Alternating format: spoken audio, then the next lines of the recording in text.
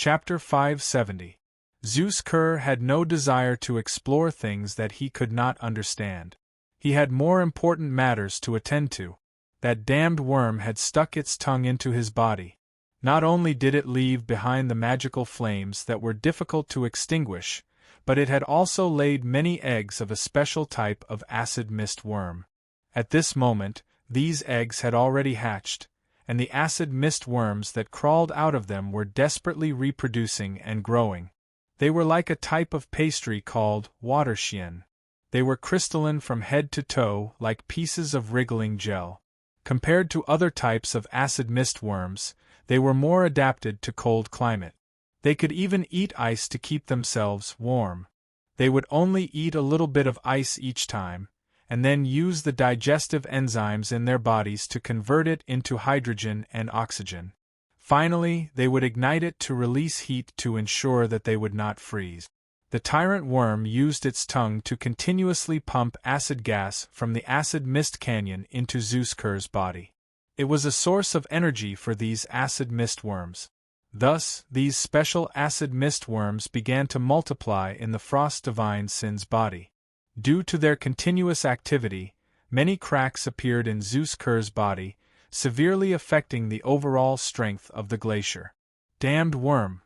Zeus Kerr, who was not very rational to begin with, was instantly enraged when he realized that there was a serious problem in his body. Thousands of arms that looked like they had been chiseled out of knives and axes appeared on the pitch-black glacier. As he took a step forward, these arms grabbed the walls of the shattered canyon and pulled the frost divine Sin out of the lava spewing out of the canyon. Then 2 or 3 white dragon heads that were completely made of ice appeared on the glacier. The moment they appeared, they gnawed on the tyrant worm's tongue that had penetrated Zeus Kerr's body. These dragon heads had clearly been blessed by the divinity of the divine Sin. Even though the dragon's sub-body, Helmuter, had cast an incorporeal spell on the tongue, it was still bitten by the ice dragon heads. I will freeze your heart, liver, spleen, stomach, and kidneys. As the frost divine Sin roared, clusters of icicles began to spread along the tyrant worm's tongue into its mouth. Although this massive worm did not have the organs that Zeus Kerr had mentioned, allowing the cold to freeze its organs was still an unbearable experience. A demon lord and a divine Sin. The two powerful monsters were in a stalemate just like that. They used the tyrant worm's tongue as a link to fight each other endlessly. Even if they did not use any spells to attack, the ground of the acid fog canyon was still ravaged to the extent of a missile bombardment just by relying on their gigantic bodies and immeasurable strength. In terms of strength alone, Zeus Kerr was clearly superior to the tyrant worm. After all, the frost abomination's size was not just for show. He created a few arms made of solid ice for himself, and the tip of each arm was extremely sharp. Every time he swung his sword-like arms, he could tear open wounds on the tyrant worm's body. However, the tyrant worm was not completely defenseless. This demon lord also had his own backup plan. He endured the pain of his tongue being gnawed and torn, and constantly pumped more acidic gas into the glacier to nourish more special acid mist worms. As the transparent worms, which were originally nothing to Zeus Kerr, gradually grew and multiplied, the damage they caused became more and more obvious. Every time the evil god waved its arm, the tiny parasites would detonate the decomposed hydrogen at the same time as if they had a tacit understanding. Although the destructive power of each explosion of a transparent worm was limited, there were too many worms. After Zeus Kerr and the tyrant worm wrestled for nearly 2 hourglasses, the tyrant worm wanted to wave its arm again, but the arm disintegrated the moment it was raised. Worm's secret technique: broken tongue rebirth. Worm's secret technique: tongue-feeding worms. Worm's secret technique: air blast. Seeing the opportunity, the tyrant worm naturally would not let it go. It used 3 secret techniques that it had invented. As the secret technique was used, its huge ring-shaped worm mouth instantly closed, and the tyrant worm bit off its tattered tongue. His dragon sub-body, Helmthal, reconstructed its body on the new tongue that grew out of its mouth. The broken tongue entered Zeus Kerr's body and instantly decomposed into nutrients that the special acid mist worms needed to multiply. A super large number of special acid mist worms kept gnawing at the broken ice, and the hydrogen and oxygen they released quickly gathered together and filled every crevice in Zeus Kerr's body. Then, a terrifying explosion suddenly occurred. Cracks began to appear on the surface of the frost godbane's gigantic body. This huge black glacier could disintegrate at any time. "You'd better not leave. The glory of killing a frost divine sin belongs to me," the reborn Helmthal loudly announced in the abyssal language, as if the broken tongue had not affected him at all. But this was actually just a show for Zeus Kerr. On the tyrant worm's body, 3 or 4 energy storage rings had dried up in an instant. It was only by forcefully tightening its muscles that it maintained its form and did not change. In fact, this demon lord was just trying to scare Zeus Kerr. Although he had already severely injured the ice abomination, it was still a divine creature after all. It only needed another dozen hourglasses to fully recover from its injuries. Moreover, the tyrant worm could not always burst out with such a 3-hit combo. If he wanted to replicate the pattern just now, Zeus Kerr would not be so easily fooled. It could not cause internal damage. To be honest, the tyrant worm was not confident that its spell could break through the Frost Divine Sin's spell resistance. In the end, it was still unknown who would win. So the tyrant worm wanted to scare its opponent. But this plan did work, and Zeus Kerr was indeed a little scared. At the same time the tyrant worm made its heroic declaration, the severely injured Frost Divine Sin began to establish contact with the blood of the Frost Divine Sin that it had set up in other planes. At a speed visible to the naked eye, the towering glacier began to collapse. The tyrant worm did not attack twice, and Zeus Kerr quickly fled from the acid mist canyon. Chapter 571. So Netheral's floating city is nothing more than this. A pit fiend could not help but sigh as he stood on the walls of the new boom town. Many of the generals he was familiar with nodded in agreement. Keyes had arranged for them to wait here for several hourglasses, but not a single one of them complained. Most of them were discussing the upcoming battle. It could be said that every general standing here had a grudge against the tyrant worm. In the so-called final battle for supremacy, they had all been attacked by the tide of worms. At this moment, they all mustered up all their strength to take revenge. Lord Keyes has come out. A sharp-eyed general saw Keyes' figure and immediately notified his colleagues, "Prepare to line up and await orders. My blade is thirsty for blood, ha ha ha." Keyes walked on the walls, holding a crystal board in his hand. It showed the various operating parameters of the floating city. It displayed a lot of data about airflow and the weight of the floating city, which was constantly collected by the scouts that Shay had programmed in advance. The young blue dragon was not too familiar with the data at first, but the Megalosaurus was a creature that could fly. He quickly grasped the mysteries. The key parameters are still normal, and the height of the floating city is enough, Quest calculated in his mind. The main thing is to lock on to the tyrant worm and prepare more ammunition for the launch. He walked to the group of generals and pointed at 3 or 4 pit fiends. Use the wish spell immediately. I need the following equipment. Make sure to describe it clearly when you make your wish. If you fail, there are still a few empty positions in the army of death that will attack the tyrant worm. I guarantee that will be your final destination. Under the young blue dragon's stern threat, the top Batsu Devil were all silent. They listened carefully to Keyes' description, not daring to miss a single word. In fact, in order to control the unruly demons of the lower realms, they had to be supervised with harsh punishments. This would greatly increase their efficiency. Not long after Keyes finished speaking, 3 scaffolds made of adamantine extended from the walls of the floating city. They formed a triangle with the city as the center. At the end of each scaffold suspended in the air, It was equipped with a magic device to assist in aiming and a clamp structure to hold the ammunition. Just like the recipe used to slay the camel god in the island world, Quess had also prepared the staff of sanctions for the tyrant worm, and he had prepared 3 of them at once. These tungsten columns weighed dozens of tons, and each of them had to be carried by several generals before they could be successfully installed on the scaffolding. After they were fixed, 3 generals personally controlled the aiming formation to lock onto the tyrant worm below the clouds. Keyes was only responsible for giving the order to release the scepters at the right time. When Keyes, who was staring at the ground at all times, noticed that Zeus Kerr was about to lose, he did not hesitate to give the order.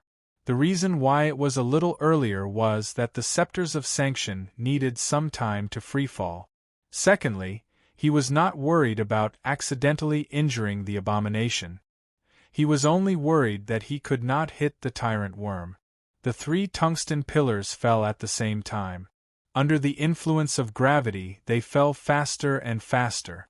The high temperature caused by the friction with the air made the surface of the pillars slightly red. It was because of the addition of tungsten that they did not melt or even vaporize. When the speed of their descent exceeded the speed of sound transmission, the 3 tungsten steel cylinders would have to descend a great distance before the whistling sound waves could reach them. Therefore, when they hit the target, the tyrant worm only saw some inconspicuous things falling from the sky. After a lot of smoke and dust splashed up from the ground due to the violent explosion, the demon lord heard the surging whistling sound. He even thought that there would be another bombardment coming. Damn dragon whelps and those bastards of Bot-Or! The tyrant worm cursed fiercely. He quickly realized who was behind the attack and reacted immediately. Like a snake, the giant worm coiled up his body. The bombardment just now opened 3 wounds on his body, and the juice in his body gushed out like a geyser. After curling up his body, he covered the wound with his uninjured body and cast a series of recovery and defense spells on himself, such as Super Regeneration, Inert Field, Super Stone Skin, and so on. After doing all this, he stuck out his tongue. Helmeter looked up at the sky. With the help of many magic vision, he quickly found those who dared to attack him. He actually created a floating city. When he locked on to the city floating at the top of the sky, the magic aura emitted from the floating city almost blinded his eyes. This guy actually recreated the classic creation of the great arcanist Nile.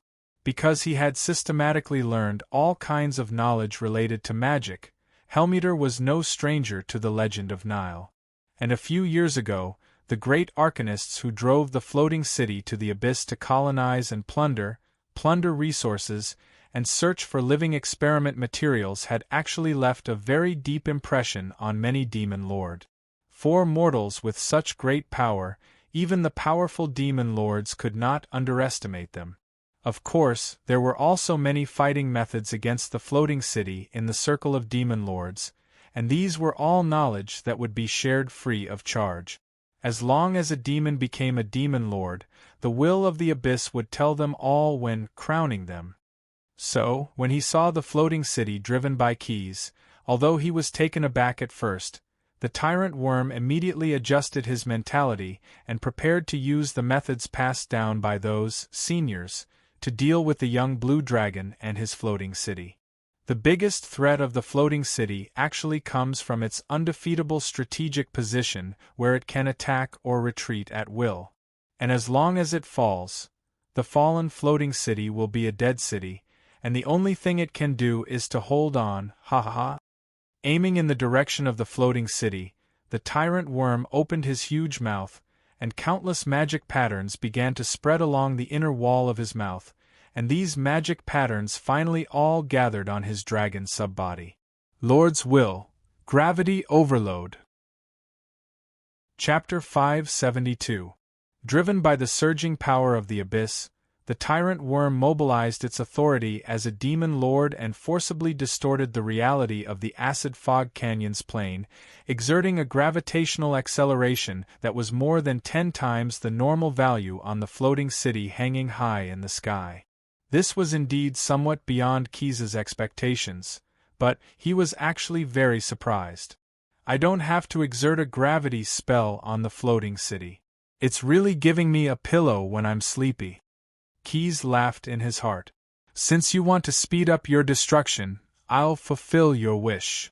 Of course, just the assistance from the enemy was not enough. The necessary preparations still had to be carried out step by step. Keyes immediately let General Bateau lead a team to carry bundles of steel plates to reinforce the base of the floating city. Batsu, who stayed behind in New Boom Town, were all intermediate and advanced demons who could fly. After receiving the order from the Supreme Commander, they all jumped down from the outer wall of the floating city. What they had to do was simple, and that was to use the steel plates they carried to sew up the cracks that appeared at the bottom of the floating city.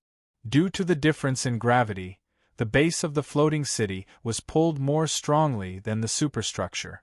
The materials used to build the city could not withstand this force, so there were signs of cracking in some places.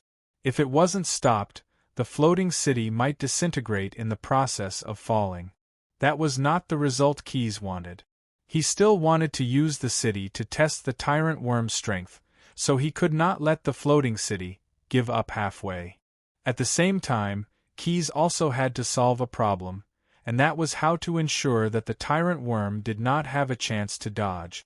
Due to its size, the tyrant worm would definitely be slower than ordinary spellcasters when it wanted to use teleportation spells.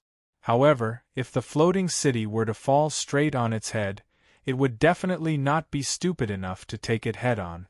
Moreover, there was only one floating city. If it did not succeed in one go, Keyes would not be able to create another floating city in a short period of time to continue the attack. In response to this problem, the young blue dragon also formulated the corresponding measures. The reason why he had cast the 3 staffs of sanctions ahead of time was to numb the tyrant worm. In the center of the 3 tungsten cylinders, there was a special compound magic array. As long as they entered the radiation range of the mice energy, they would be activated. These magic circles would form a portal that would last for more than 10 seconds in an instant, allowing the floating city with powerful kinetic energy to quickly pass through. Moreover, the portal would appear very close to the demon worm to ensure that the demon lord would not have any time to react. In addition, in order not to arouse his suspicions, Keyes had to pretend to constantly cast various spells on the floating city to create the illusion that he wanted to save it from falling. Under Keyes' orders, the demon guards on the floating city also began to cast various spells such as Fireball on the tyrant worm. As expected, the tyrant worm was deceived by all kinds of illusions. Looking at the floating city that fell from the sky, his dragon sub-body, Hemtar, who was standing with his hands behind his back, let out a savage laugh. As for the spell-like attacks on his body that did not hurt or itch, he did not seem to care, and there was not a hint of anger on his face. Foolish dragon whelps, and those Bator scum, how dare they provoke me in the acid fog canyon, Hemtar said coldly. In my territory, even a god will die if they anger me. As he spoke, he temporarily shifted his gaze from the sky to the shattered canyon that was now in ruins. His words were for the god of virtual games, Stim, who was still there. After killing the Tauren king Buffet and expelling the frost abomination Zeus Kerr, the 2 consecutive great successes had made him unprecedentedly confident. After destroying the floating city and winning this bloody battle, and with the life of a god as a bonus, the will of the abyss will definitely favor me. That title of Demon Prince, I, the Tyrant Worm, will definitely get it this time. He secretly encouraged himself.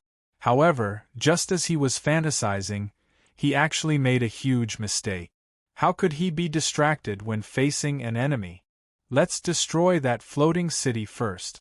Bastard! Hemtar looked at the sky again, wanting to take advantage of the falling floating city to do something. It would be best if he could wipe out the young blue dragon and the demon guards in the city in one fell swoop. But just as he was thinking about how to attack, the floating city suddenly disappeared without a trace. Could it be a large-scale teleportation spell? Where could they escape to? The demon lord's train of thought was a beat slower. Although he thought of the problem of teleportation spells, he did not think that if they could use teleportation spells, why could they only use it for retreat and not for a surprise attack? As soon as they came into contact with the radiation of the mice energy nucleus, the magic circles in the remains of the 3 adjudicator staffs were activated at the same time. After confirming the coordinates of the location, a huge portal was constructed. And the location where this portal appeared was right next to the tyrant worm. Due to the violent friction with the air, the floating city, which was half melted, flew through the portal in a flat position and then slammed into the body of the tyrant worm. With its huge size, it naturally took care of the demon lord's head. As an honest megalosaurus, Keyes said that he wanted to test the strength of the tyrant worm's head, so he had to hit it on the head.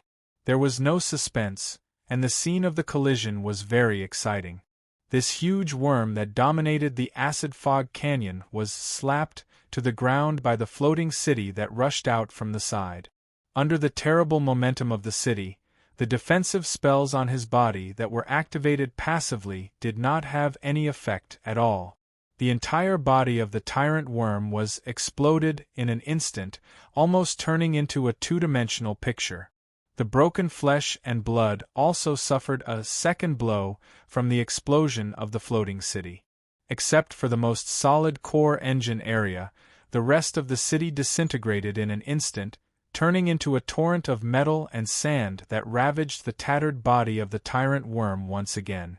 Hemtar, who was buried in the sand, was the only remaining flesh and blood of the tyrant worm.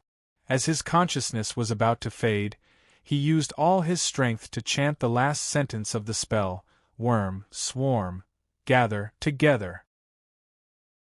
Chapter 573.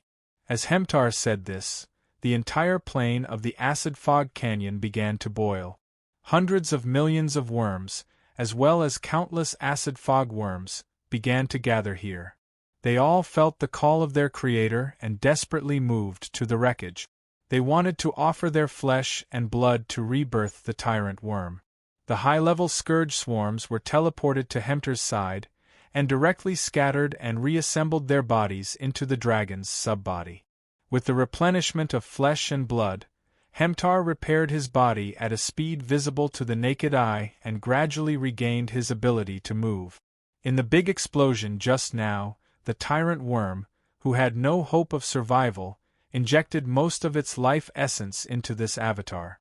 And it also hid Hemtar in the depths of its abdomen, using its muscles, sharp teeth, and bones to preserve its last piece of flesh. So, this Hemtar quickly recovered his strength, but without the huge foundation of the tyrant worm as support, he could now barely be regarded as a creature with shallow divinity. At most, he could be regarded as a legendary spellcaster who was not too weak. It's a trap. I have to leave here quickly. I can't reunite here. When his mind began to function normally, Hemtar immediately wanted to use a teleportation spell to leave this place.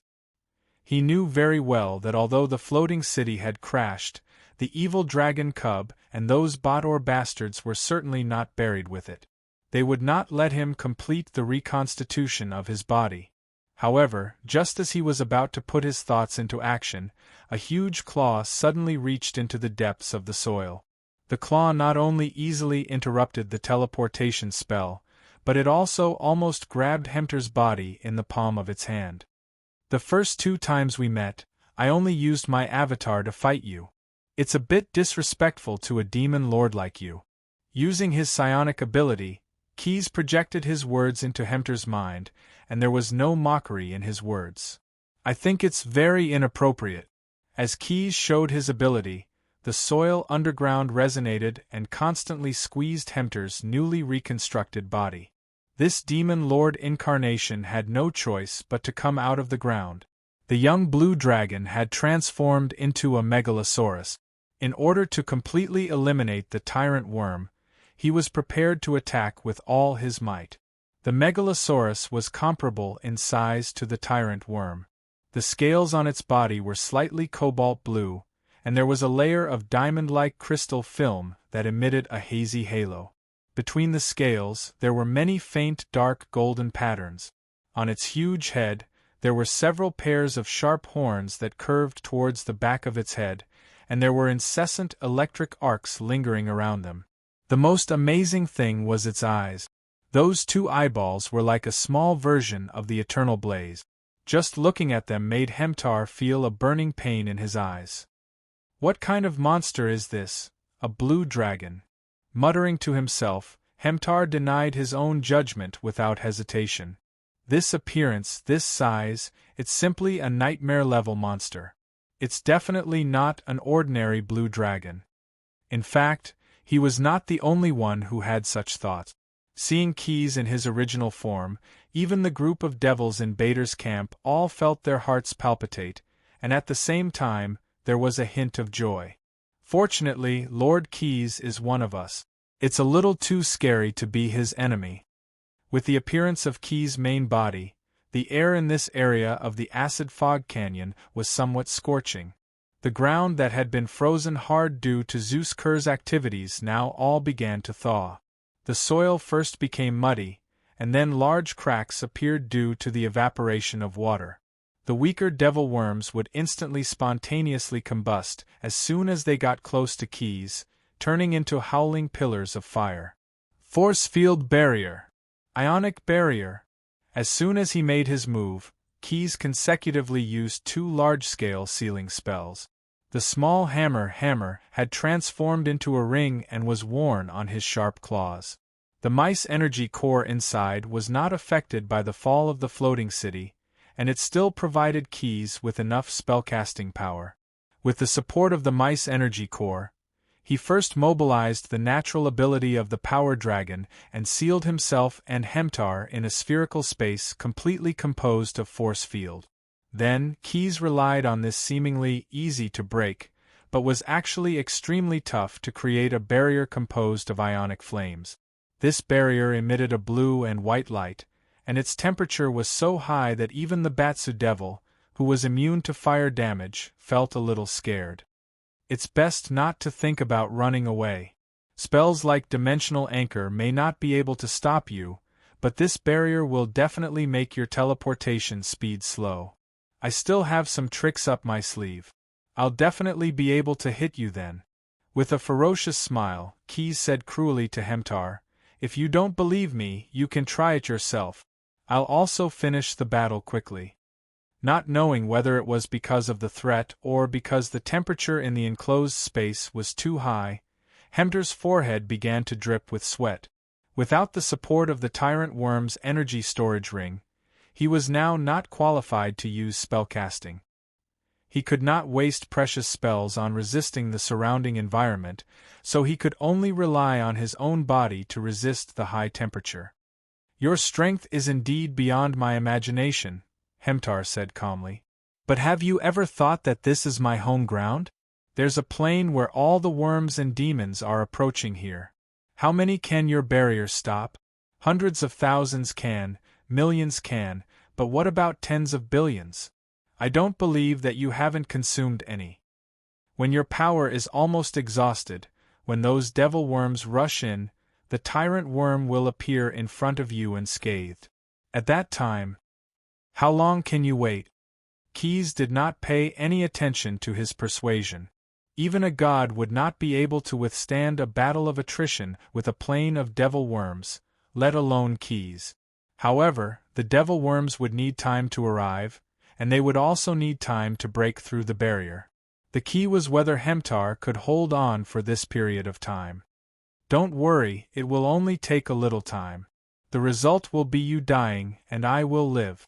Hemtar was stalling for time, but how could Keys not be doing the same? Hemtar was waiting for the devil worms to gather, while Keys was waiting for his troops to set up a defensive line. Leaving aside the mercenaries from other planes, many of the legion of devils had been on the bloody battlefield before. It was not as if they had not experienced the attack of an entire plane of devil worms. Bardo's army was very experienced in dealing with devil worms. Chapter 574. When the floating city rose into the air, all the military supplies collected by Keyes were left in the intestine of the city, so they did not go up in flames along with the city's fall.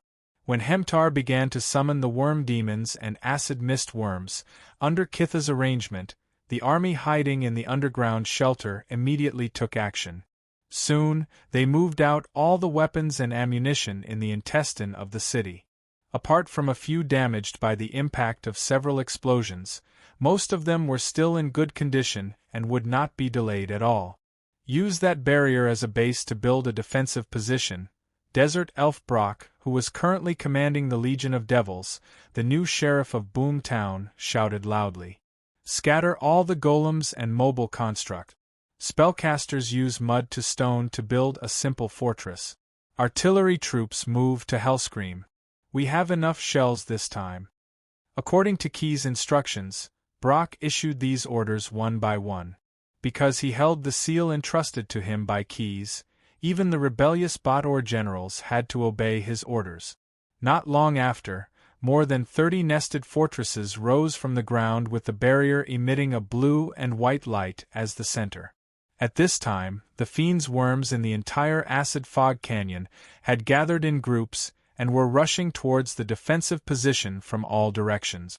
Although they did not have the command of the cataclysmic swarm, these worms had also become very fanatical and belligerent after receiving the call of the creator of the population.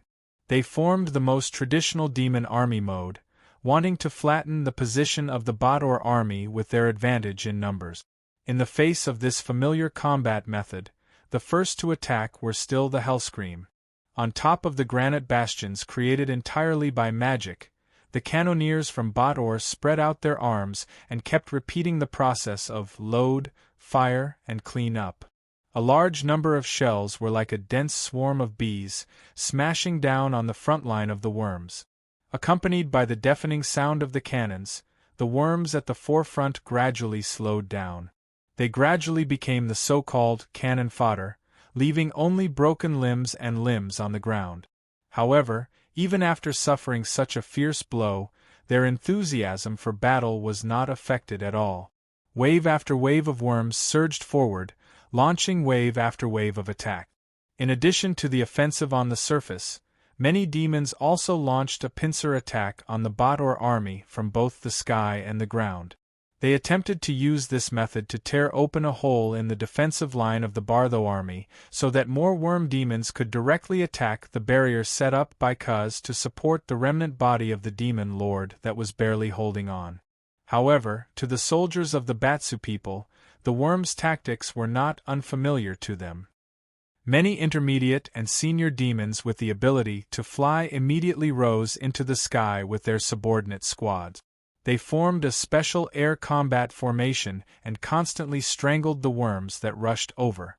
The flying demons that were parasitized by the acid mist worms were mostly Vrox or fly demons at first.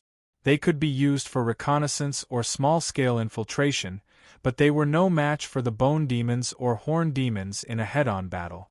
Even if there were more demons, they could not gain any advantage in a short period of time. The demons' response to the underground attack was more direct. They dismembered the inferior demons and bloated demons that they regarded as resources and sacrificed them with other resources to the 9 prisons of Bader, temporarily turning the battlefield into part of the territory of the 9 prisons of Bader. In this soil that was filled with the power of order, ordinary worms were like live fish thrown into boiling water. They would not last long before they became exhausted. As for the worms that wanted to use the advanced teleportation spell to break through, they found that the spell-like ability that was as easy as eating and drinking had become extremely difficult to use. Even if they were lucky enough to cast it successfully, the location they were teleported to was completely different from what they had expected.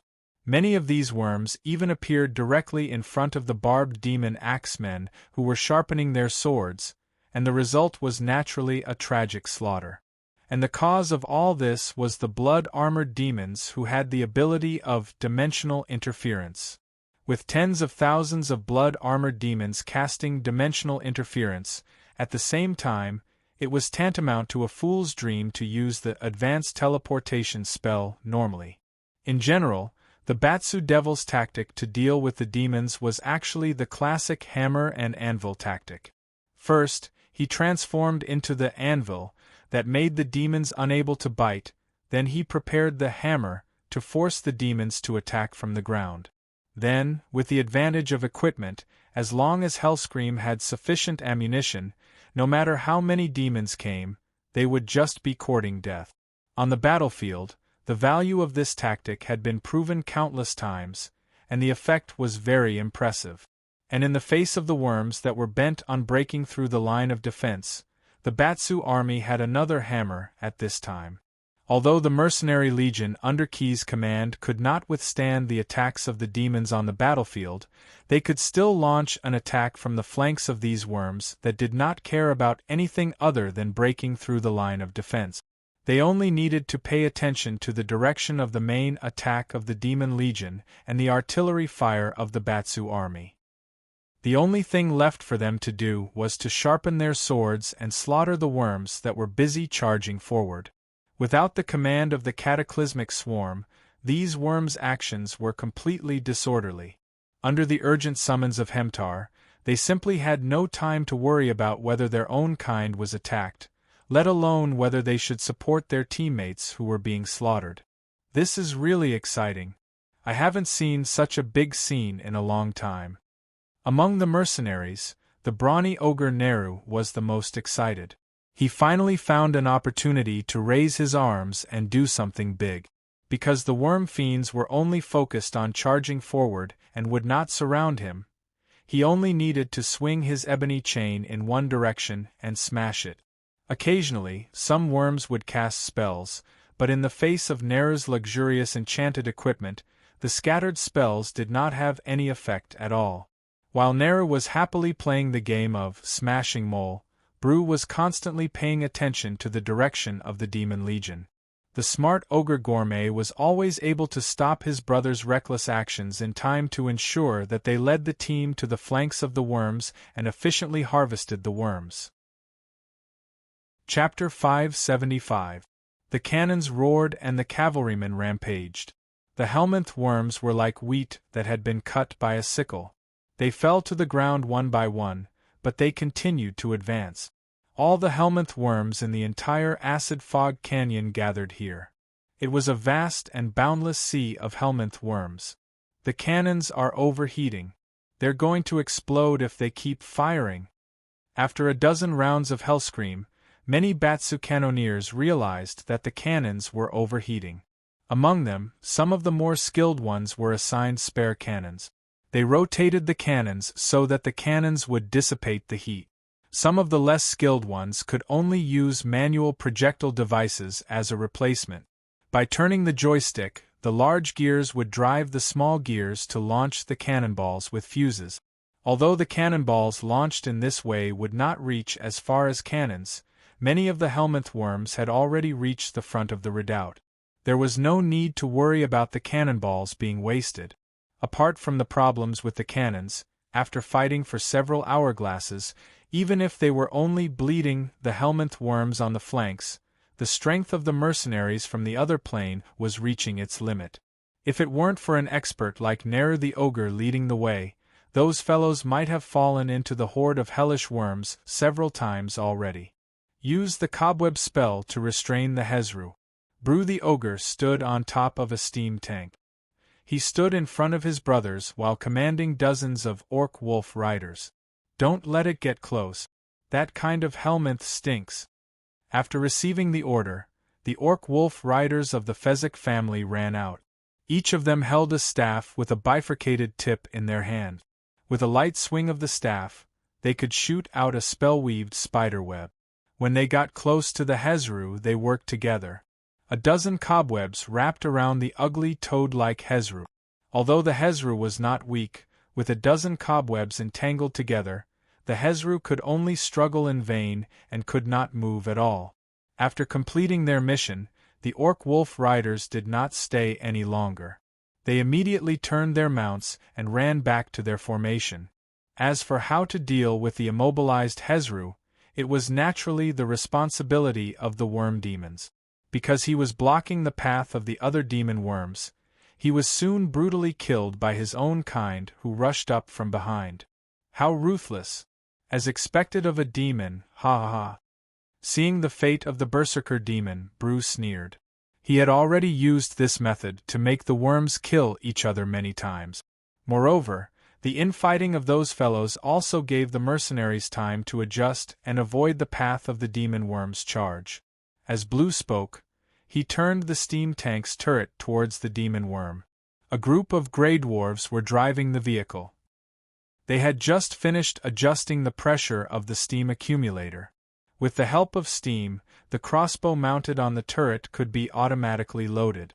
All Blue had to do was to aim at the target and press the airlock to fire. Whoosh whoosh whoosh, the arrows formed a barrage and shot towards the group of fiend worms that were charging with their heads down. Each arrow contained explosives and a small amount of silver powder. When they hit the target, they would explode and spread a small amount of silver powder. Although there was not much silver powder in each explosive arrow, as the saying went, sand makes a tower, and many a little makes a mickle. When all the arrows were fired, a mist made of silver powder appeared on the charging path of the demon worm. Most of the time, silver weapons would cause some damage to the lower realm creatures. In terms of effect, if one did not use silver weapons to slash the demons, it would not cause as much damage as if the silver powder was scattered.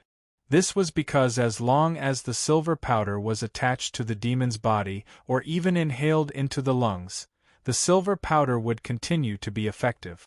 A large number of demon worm crashed into the foggy area. First, they felt a stinging pain on their skin. Then, they inhaled the air with silver powder, and their internal organs began to feel as if they were bitten by poisonous insects. These demon worm clutched at their throats and coughed continuously. As they slowed down the charging speed of their comrades, they were slaughtered by the other demon worm. The mercenaries from the other plane took this opportunity to retreat to a nearby temporary fortress built by the demons. The mortal mercenaries from the other plane would rest there for a while before moving to another redoubt. Just like the leapfrog strategy, they relied on the redoubts as footholds and constantly weaved in and out of the flanks of the demon worm. Of course, not all the mercenaries from the other plane stayed in the same team. If there were too many of them, it would be easy for them to fall behind. They split into 3 groups, led by the 3 ogre brothers, the Demolic Snade, and the sacred warrior Jensen. They constantly nibbled away at the demon worm, causing it to bleed as they charged. According to the abilities of the commanders, the 3 teams used different tactics. The 3 ogre brothers used the leapfrog strategy. The Demolic Snade naturally used the battle-nurturing battle. With the support of the mice energy core, the demon worm that fell in front of him would all turn into undead and serve him. Jensen led the mercenaries from the other plane who had converted to the path of the sacred warrior and charged straight into the demon worm army, specifically choosing the powerful demon worm to decapitate them. Although the tactics used were different, they all completed the tasks they shouldered relatively well. In addition, with the Batsu Devil as the anvil to resist the demon worm's frontal attack, the demon worm in the entire Acid Fog Canyon attacked for half a day without breaking through the defense line, which was less than 1/10,000th of the total number of defenders. Hemtar, who was fighting a decisive battle with keys in the barrier, had lost the advantage of being on his home ground and did not have any chance to replenish his strength. Of course, as time passed, the Bartho Expeditionary Army's Hellscream shells gradually ran out, and the demon guards had to fight the demon worm in close quarters. As for the mercenaries from the other plane, due to the lack of physical strength, there were gradually signs of people falling behind. Their numbers had decreased by nearly 1/3, and they were reaching their limit. Chapter 576. Your end is close at hand. In the face of the stubborn Helmet, Keyes loudly announced the other party's imminent fate, and then spat out the breath used to fulfill his words. Green and white flames spewed out of his mouth, and with flashing electric arcs, it accurately hit the tyrant worm's incarnation. It also contained a powerful force field, firmly confining Helmet's body in place. The flesh and blood were evaporated by the flames, and not even ashes were left behind. Helmet could only use the last bit of abyssal origin power and try his best to protect his soul from being annihilated. At this moment, he no longer had the courage to continue fighting. He only wanted to try to use this bit of abyssal origin power to protect his soul and escape from the young blue dragon's terrifying boundary. I'm the lord of the Acid Fog Canyon Plain. I'm the creator of billions of acid fog worms. I won't disappear like this. He used his remaining obsession to constantly motivate his soul to ensure that it would not gradually sink into oblivion. But how could Keyes be easy to deal with? After destroying his body, the young blue dragon naturally would not let his soul go. Moreover, Keyes also wanted to try his new ability to see if he could directly erase the other party's soul from the concept. After returning from the abyss to the Acid Fog Canyon Plain and accumulating for a while, the quantum energy in Keyes's body had gradually filled up. This energy that was between the concepts of existence and non-existence began to change its original nature due to the subjective influence he was exerting now. Keyes already knew that if these quantum energy were evenly distributed throughout his body, then he could enter the quantum tunnel for long-distance teleportation.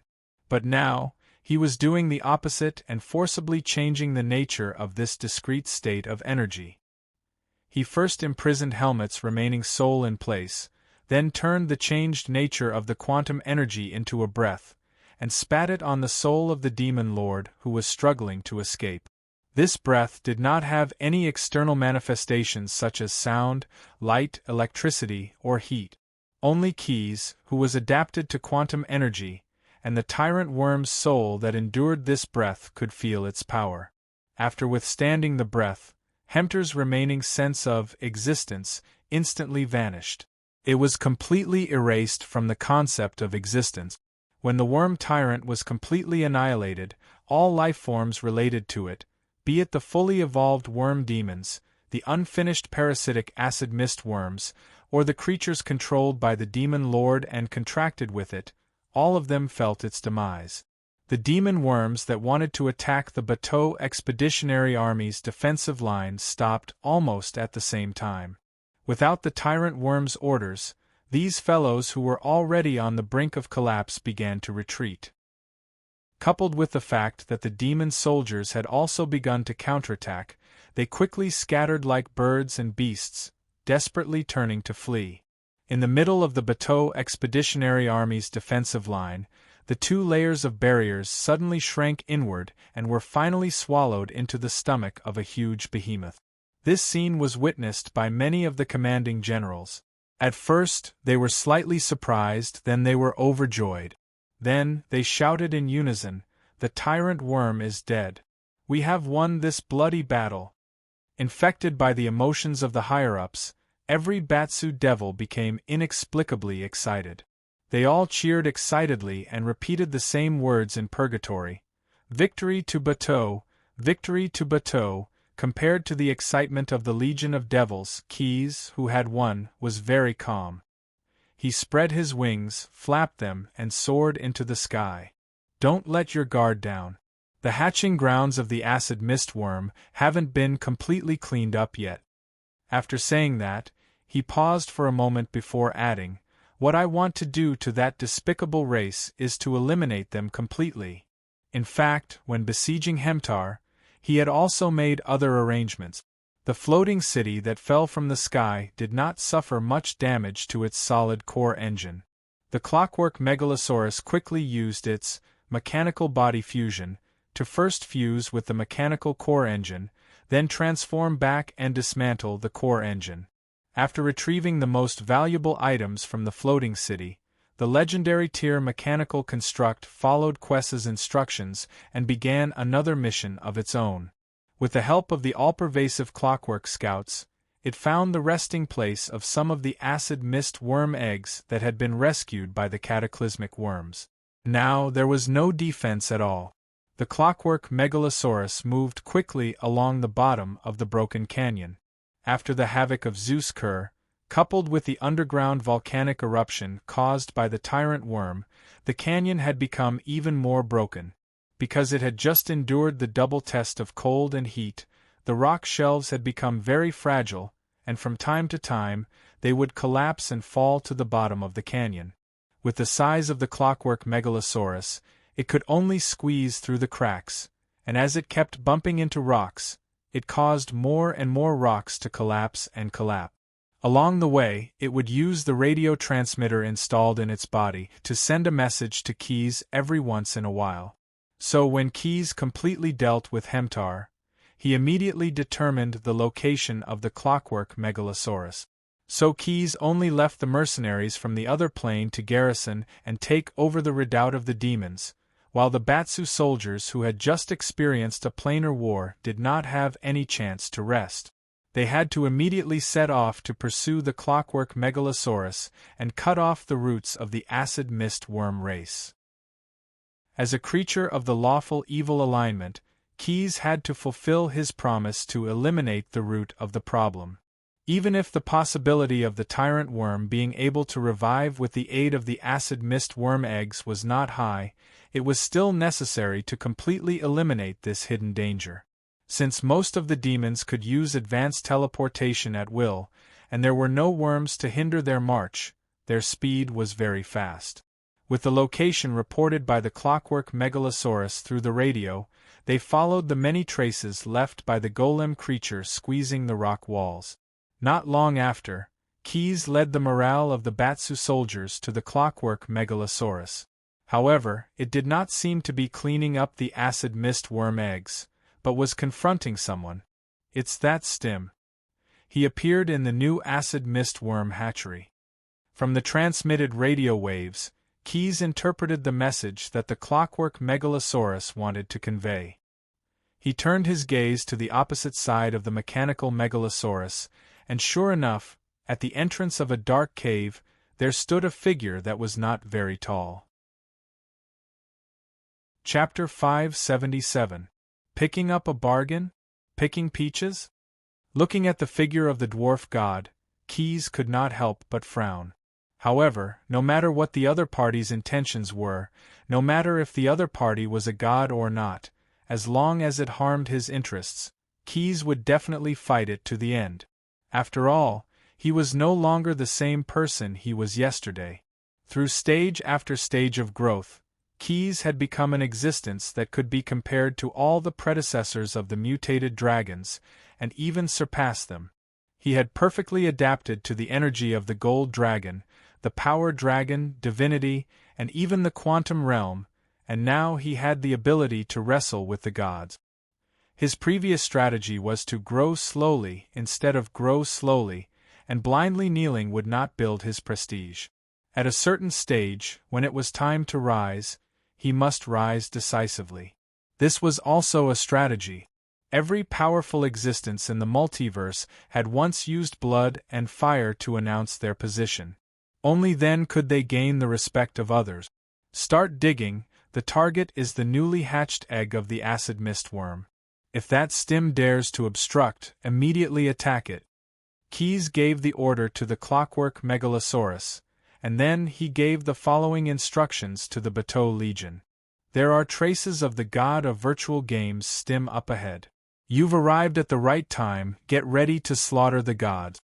With the momentum of a great victory, the morale of the devil's army was not shaken by the appearance of the gods. In the long blood war, there were countless gods who rashly joined in, and a considerable number of them were against the Batsu people. But what was the result? The blood war was still ongoing, and the Batsu people were still the main force against all the demons in the abyss. As for the gods who could not learn to fear the power of the 9 prisons of Bader, the grass on their graves was almost 30 feet tall. Therefore, the legion of devils was not very afraid of the gods. Of course, there was a prerequisite, and that was that they must be led by a powerful leader, and it would be best if their strength was on par with the gods. Then, together with the war instincts of the Batsu people, they were confident that they could defeat any god's army. Based on the current situation, the demons of the expeditionary army were very confident in Keys's strength. After all, to be able to kill a demon lord in his territory, this strength would not be underestimated anywhere.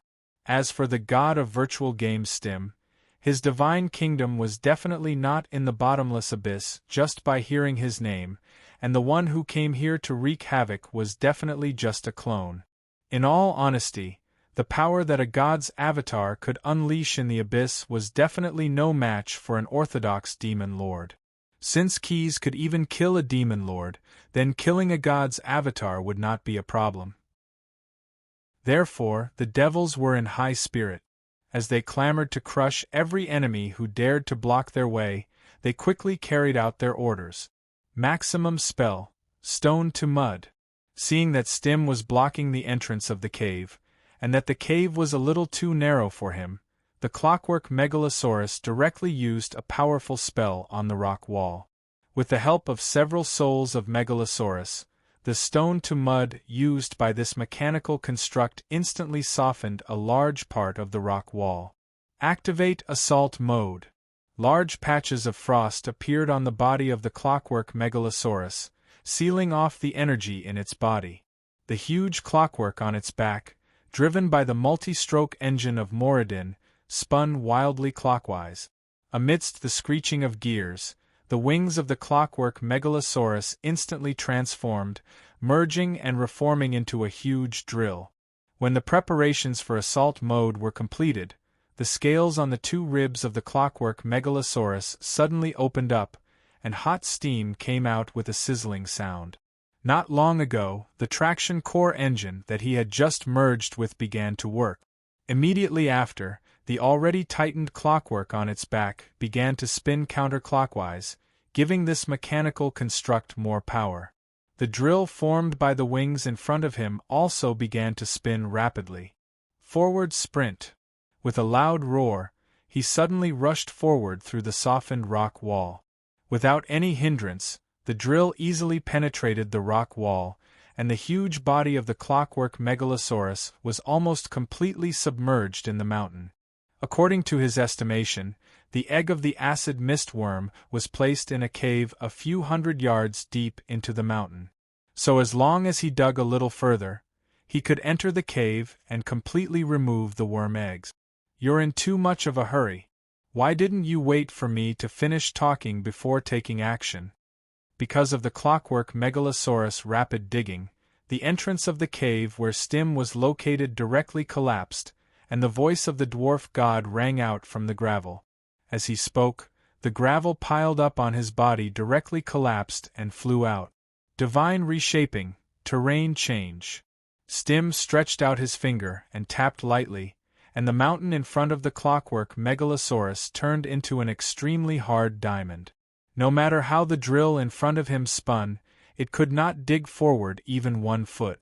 Not only that, when the mechanical construct wanted to change direction, he found that the surrounding rocks were covered with a thin layer of diamond. There seemed to be no other choice but to push backward. You want to be my enemy? Keys, who had transformed into his human form, descended from the sky near the cave. He floated in front of Stim and asked, "Do you have the confidence to defeat me and the army of the 9 prisons of Bader behind me?" A smile appeared on the dwarf god's face. "I remember you.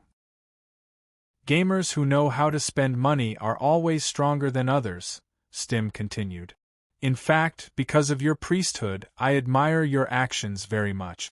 Compared to those stingy Batsu players, I've provided you with many advantageous conditions in the game, Final Dominion." As he spoke, Stim winked at Keys. "I don't want to be your enemy, but I hope that blocking the path of the Legion is an enemy of Bader, no matter how you explain yourself, little dwarf." He was interrupted halfway through, but it wasn't Keys who cut him off. A tall devil wearing a red ceremonial robe had suddenly appeared in front of the god of virtual games. It wasn't just Stim. Even Keys felt his heart skip a beat when he saw the appearance of the newcomer. At the moment, the legion of devils had become immeasurably solemn. Every Batsu, including the generals, puffed out their chests as if waiting for the inspection of a big shot. Chapter 578. How dare this guy appear in the bottomless abyss? Keys thought to himself. But what the Astamors said next made him quickly seal his mind with his psionic powers, not daring to let his imagination run wild. I'm just an illusion. The Astamors who appeared in front of Keys and Stim smirked and said, but I can still handle some simple disputes, such as defining what kind of behavior is an offense to the 9 prisons of Bader, and what kind of punishment such behavior deserves. When he finished speaking, strings of Hell's curse seals had already climbed onto the dwarf god's body like mosquitoes. And only then did Stim react. What are you doing? He roared angrily, his voice cracking. I'm a god, you can't. I can. The Astamor's illusion interrupted Stim's explanation. Moreover, a weak god of virtual games like you actually dared to intervene in the bloody battle between the Batsu people and the demons. If this isn't an offense to the dignity of Bader, then what is? Stim was naturally infuriated to be called a weak god in public, but his rage could not be converted into power, let alone help him get rid of those Hell's curse seals that were constantly damaging his body. And these evil curse seals seemed to have some kind of strange power that could absorb the divine power that he used to escape. Seeing what happened to the dwarf god, Keys could not help but feel deeply afraid of the power of the master of 9 prisons in front of him. Although, as the Astamors said, Stim was indeed a weak god, but no matter how weak he was still a god. And yet, in front of the master of 9 prisons, Stim was as weak as a baby. Helpless, Stim did not speak anymore. He used all his strength to get rid of the shackles on his body, and in the end, he could only choose to end his own life. This god chose an extremely humiliating way, to let his clone explode directly to regain his freedom. Since his divine kingdom was not in the acid fog canyon plain, the death of his avatar would not affect his origin. The self-detonation of a god's avatar was naturally not to be underestimated. However, the avatars of Keys and Astamors simply stood where they were without making any defensive move. Because the power of the self-detonation had been completely absorbed by the Hell's curse seal, the runes that were as fine as mosquitoes wrapped tightly around the divine power in Stim's clone. Thank you. The illusion of Astamors smiled at Keys, and then reached out to grab the seal of Hell, which had shrunk to the size of an apple. What a good god! He even provided me with a little help. After saying that, the Lord of Hell inserted his fingernails into the Hell curse mark. With the infusion of blood-colored light, the Hell curse seal became denser, and it trembled as if it could explode at any time. When it reached a certain threshold, Astamors let go of his palm, and let the trembling Hell curse seal fall to the bottom of the shattered canyon. Then, like an iron ball sinking into water, it slowly sank into the soil until it reached the core of the acid fog canyon plain. You only have 1 day. The Lord of Hell did not turn his head, and directly spoke to a graceful figure that appeared behind him. Clean up the eggs of the acid fogworm, and then withdraw all the troops from this plain. The 9 prisons of Bader has won this bloody battle, and there is no need for this plain to continue existing. It turned out that he had just obtained all the power in Stim's avatar through deception, and that power was restrained by the Hell's curse seal. However, after 1 day, the Hell's curse seal would lose its effect, and the divine power that erupted would destroy the core of the acid fog canyon plain, and then completely destroy this plain. After he finished speaking, the graceful lady did not respond to his words, and instead locked her eyes on Keys, who was standing at the side. Another mutated dragon? And it's a blue dragon from a remote plane. The lady was wearing a black veil, but when she spoke, the veil was involuntarily blown up by the wind, revealing a frosty face. There was even a tattoo of a pentashade dragon's head on her face. That's right, this graceful lady was Tiamat. To be more precise, she was one of Tiamat's avatars. The reason she came to the bottomless abyss was to completely get rid of the tyrant worm. However, just now, the pentashade dragon queen clearly felt that part of the megalosaurus divinity that was stolen by the tyrant worm had returned to the boundless mystery. In other words, before she could do anything, the tyrant worm had been killed, and the plane that it controlled had been killed. However, this sudden surprise did not make the pentashade dragon queen happy for long. She saw another hidden danger that she did not want to see the most. The one who killed the tyrant worm king, Kith, was actually a genuine, honest, mutated dragon. Tiamat was devastated when she found out this fact. She could not help but lament the unfairness of fate. Why do those monstrous megalosaurus always appear among the pentashade evil dragons and not the metallic dragons? Am I going to repeat the mistakes of the past, and be bullied by those who have been my descendants for who knows how many generations? No, I must nip this possibility in the bud. Thinking of this, she walked towards Keys, and the palm behind her back was brewing a destructive spell composed entirely of divine power. She did not want to be like the previous times where she let the mutated dragons grow to a stage where they could not be controlled at all. By then, it would be her, the pentashade dragon queen's turn to suffer. Your Excellency Astamores, Keys suddenly spoke. Hearing Keys calling him, the Lord of Nine Hells, who was standing at the side and watching the show, nodded with a smile. May I ask what is the matter? It can be said that you have contributed greatly to the Bader Expeditionary Army's victory in this bloody battle. Don't worry, when we retreat to the 9 prisons of Bader, I will personally award you. Like hell I'll believe you, Keys complained silently in his heart, but there was a hint of joy on his face. However, he immediately said in a serious tone, I have something to report to you. That Stim still owes the entire Bader Expeditionary Army a portion of the debt that has not been repaid in this bloody battle. According to the records of Bader's wartime management regulations, as the Expeditionary Army's commander who was elected, that is, me, I have the responsibility and obligation to protect the interests of the 9 Hells of Bator. Only by collecting that portion of the debt from them can this bloody battle truly be considered over. Don't even think about delaying it.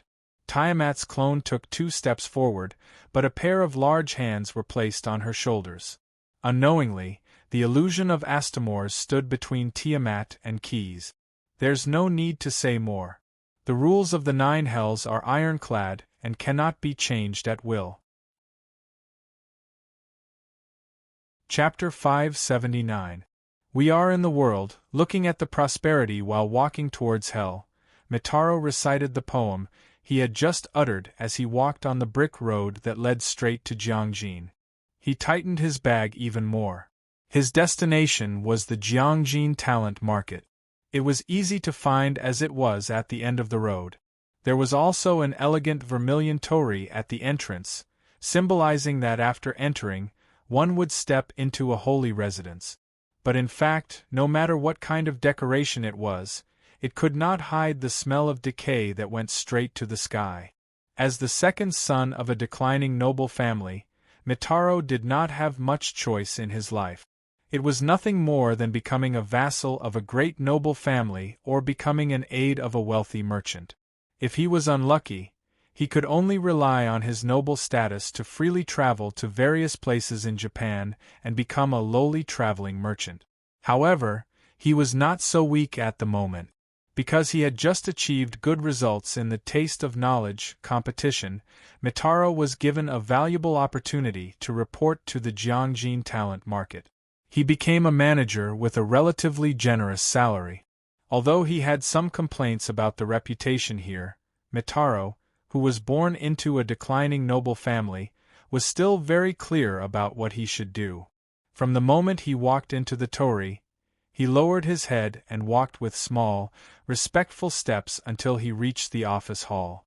At the place where the entry procedures were handled, The clerk first glanced at his appearance and compared it with the picture book in his hand. Then, he nodded and gave some advice. "You'd better shave off your beard. Those useless hairs will make you very conspicuous at work. In times of danger, such conspicuous makeup is likely to kill you." Hearing the clerk's words, Mitaro immediately thanked him. He knew that the clerk was not deliberately looking for trouble, but was really giving him advice. After all, to put it nicely, it was a talent market, but to put it bluntly, it was a slave trading center.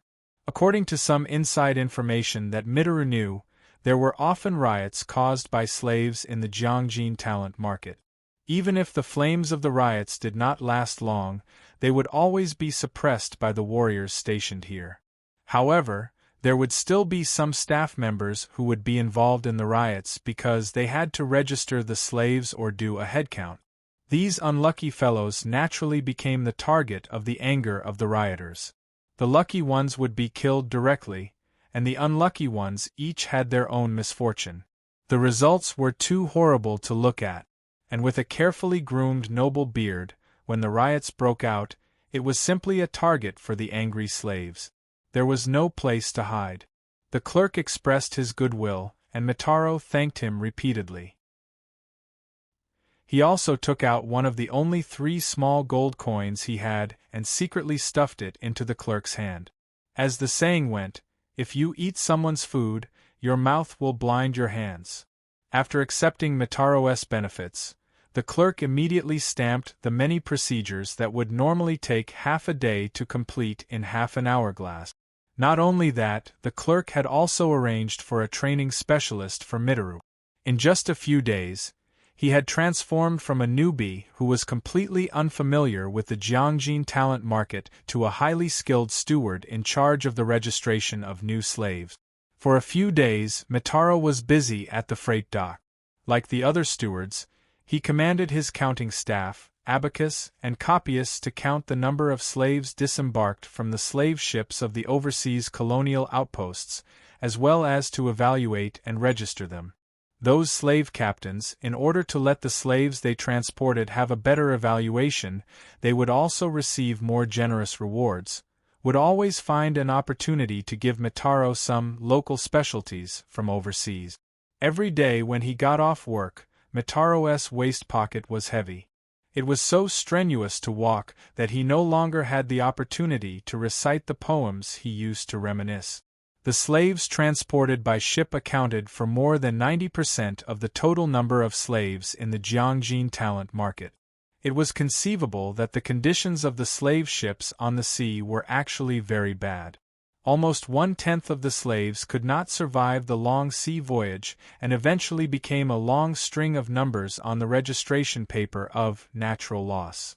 A few months ago, the Neon Empire's gamble of national fate failed, and the vanguard army suffered a crushing defeat in the United States.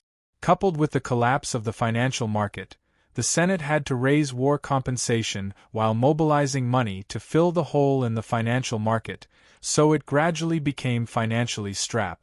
In order to relieve the pressure on the treasury and the aristocratic families, the Jiangjin talent market, which was the main financial growth industry of the empire, now had new business. Although the Neon Empire suffered a defeat in the United States, the military strength of the Neon Empire was still relatively strong in the entire Ash Bitwall. Its colonies were all over the major countries of this world, and the colonial army now had to invite the rich merchants or aristocrats in those areas to exchange them for ransom. These people would also be transported to the Jiangjin talent market and would be subject to unified management. In view of their value, it was not appropriate to use the ordinary slave ships. As long as there was a natural loss among them, it would be a big loss. After all, the Neon Empire was not as rich as it used to be, and they would not easily give up even a mosquito leg. Therefore, in order to ensure safety, the Neon Empire built a large teleportation array in Jiangjin talent market, which was used to transport the kidnapped big clients. In order to stabilize the operation of the teleportation array, Many ordinary slaves were made into obsidian magic beads every day as the energy supply to start the teleportation array. Mitaro, you don't have to go to the dock today. The general has given the order that a large number of distinguished guests will visit Jiangjin Talent Market soon. All the stewards have to go there to wait for orders and try to complete the registration and personal wealth check as soon as possible. With the guidance of a senior, Mitaro immediately gathered his men and rushed to the square where the teleportation array was located, just like the other stewards. There were 3 teams of free swordsmen and more slave warriors guarding the square. More than a dozen black-robed mages were scattered around the teleportation array, constantly mobilizing the energy in the obsidian magic bead. A light blue curtain of light lingered above the granite door. Many of Du Dai's slave warriors were holding shackles and weapons with sharp edges wrapped in leather, waiting for the arrival of the distinguished guest. Chapter 580. The teleportation gate that encompassed almost the entire plaza suddenly began to vibrate. At first, none of the black-robed wizards noticed anything unusual, until the pale blue light screen gradually changed color, becoming dark and gloomy. An evil aura gradually spread out. Quickly take out all the obsidian magic bead. This teleportation gate connects to the lower planes. An elderly black-robed wizard suddenly opened his mouth and said loudly to his colleagues. All of the black-robed wizards came to their senses and hurriedly carried out the old wizard's suggestion. However, something that made them feel incomparably horrified happened. Those black-robed wizards who extended their fingers into the core of the spell formation, wanting to dig out the obsidian magic beads, found that their palms were no longer listening to their commands. Moreover, the spell formation seemed to be possessed, and actually began to absorb the energy in these spellcasters' bodies. Some wizards wanted to pull out their palms, but in the end it was all in vain. They could only watch as their palms slowly withered and withered.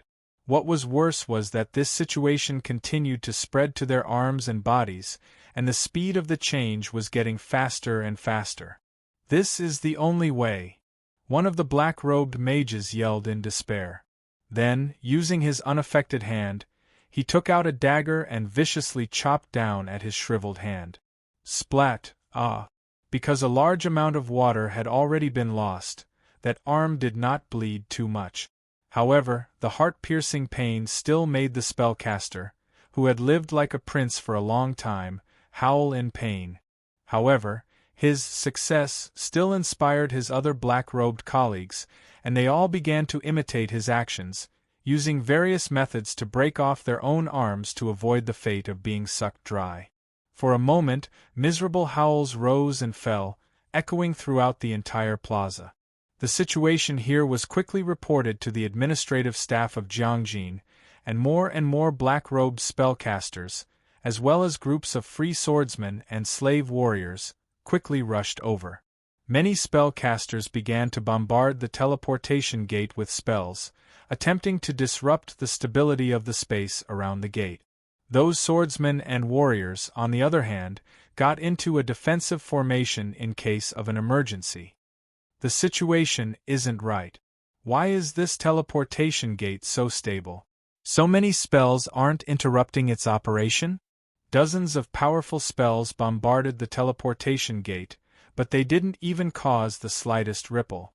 The gate was still flickering with an evil light, which made people shudder. Many spellcasters had already given up on the futile attacks on the portal. Instead, they were preparing new spells to deal with the underworld demons that could rush out of the portal at any time.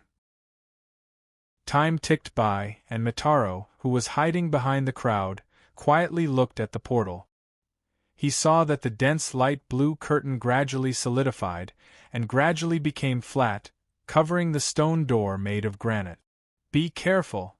the leader of the black-robed mages shouted. In fact, there was no need for him to remind them.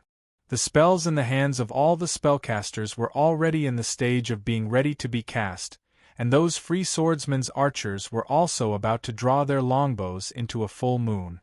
As a huge figure stepped out of the portal, spells and arrows rained down on it at the same time. Activate defensive mode. The long-handled spring on the back of the clockwork megalosaurus spun rapidly, and steam spewed out through the gaps in the grill on the surface of its body. The scales, which were completely made of metal, were instantly pushed in front of it layer by layer, forming a huge metal shield. Most of the spells that hit the shield were directly annihilated, and only a few exploded with the power they should have, but they only left a little scorch mark on the shield. As the clockwork megalosaurus continued to move forward, the spellcasters and warriors of the Wusong Empire felt unprecedented fear and powerlessness.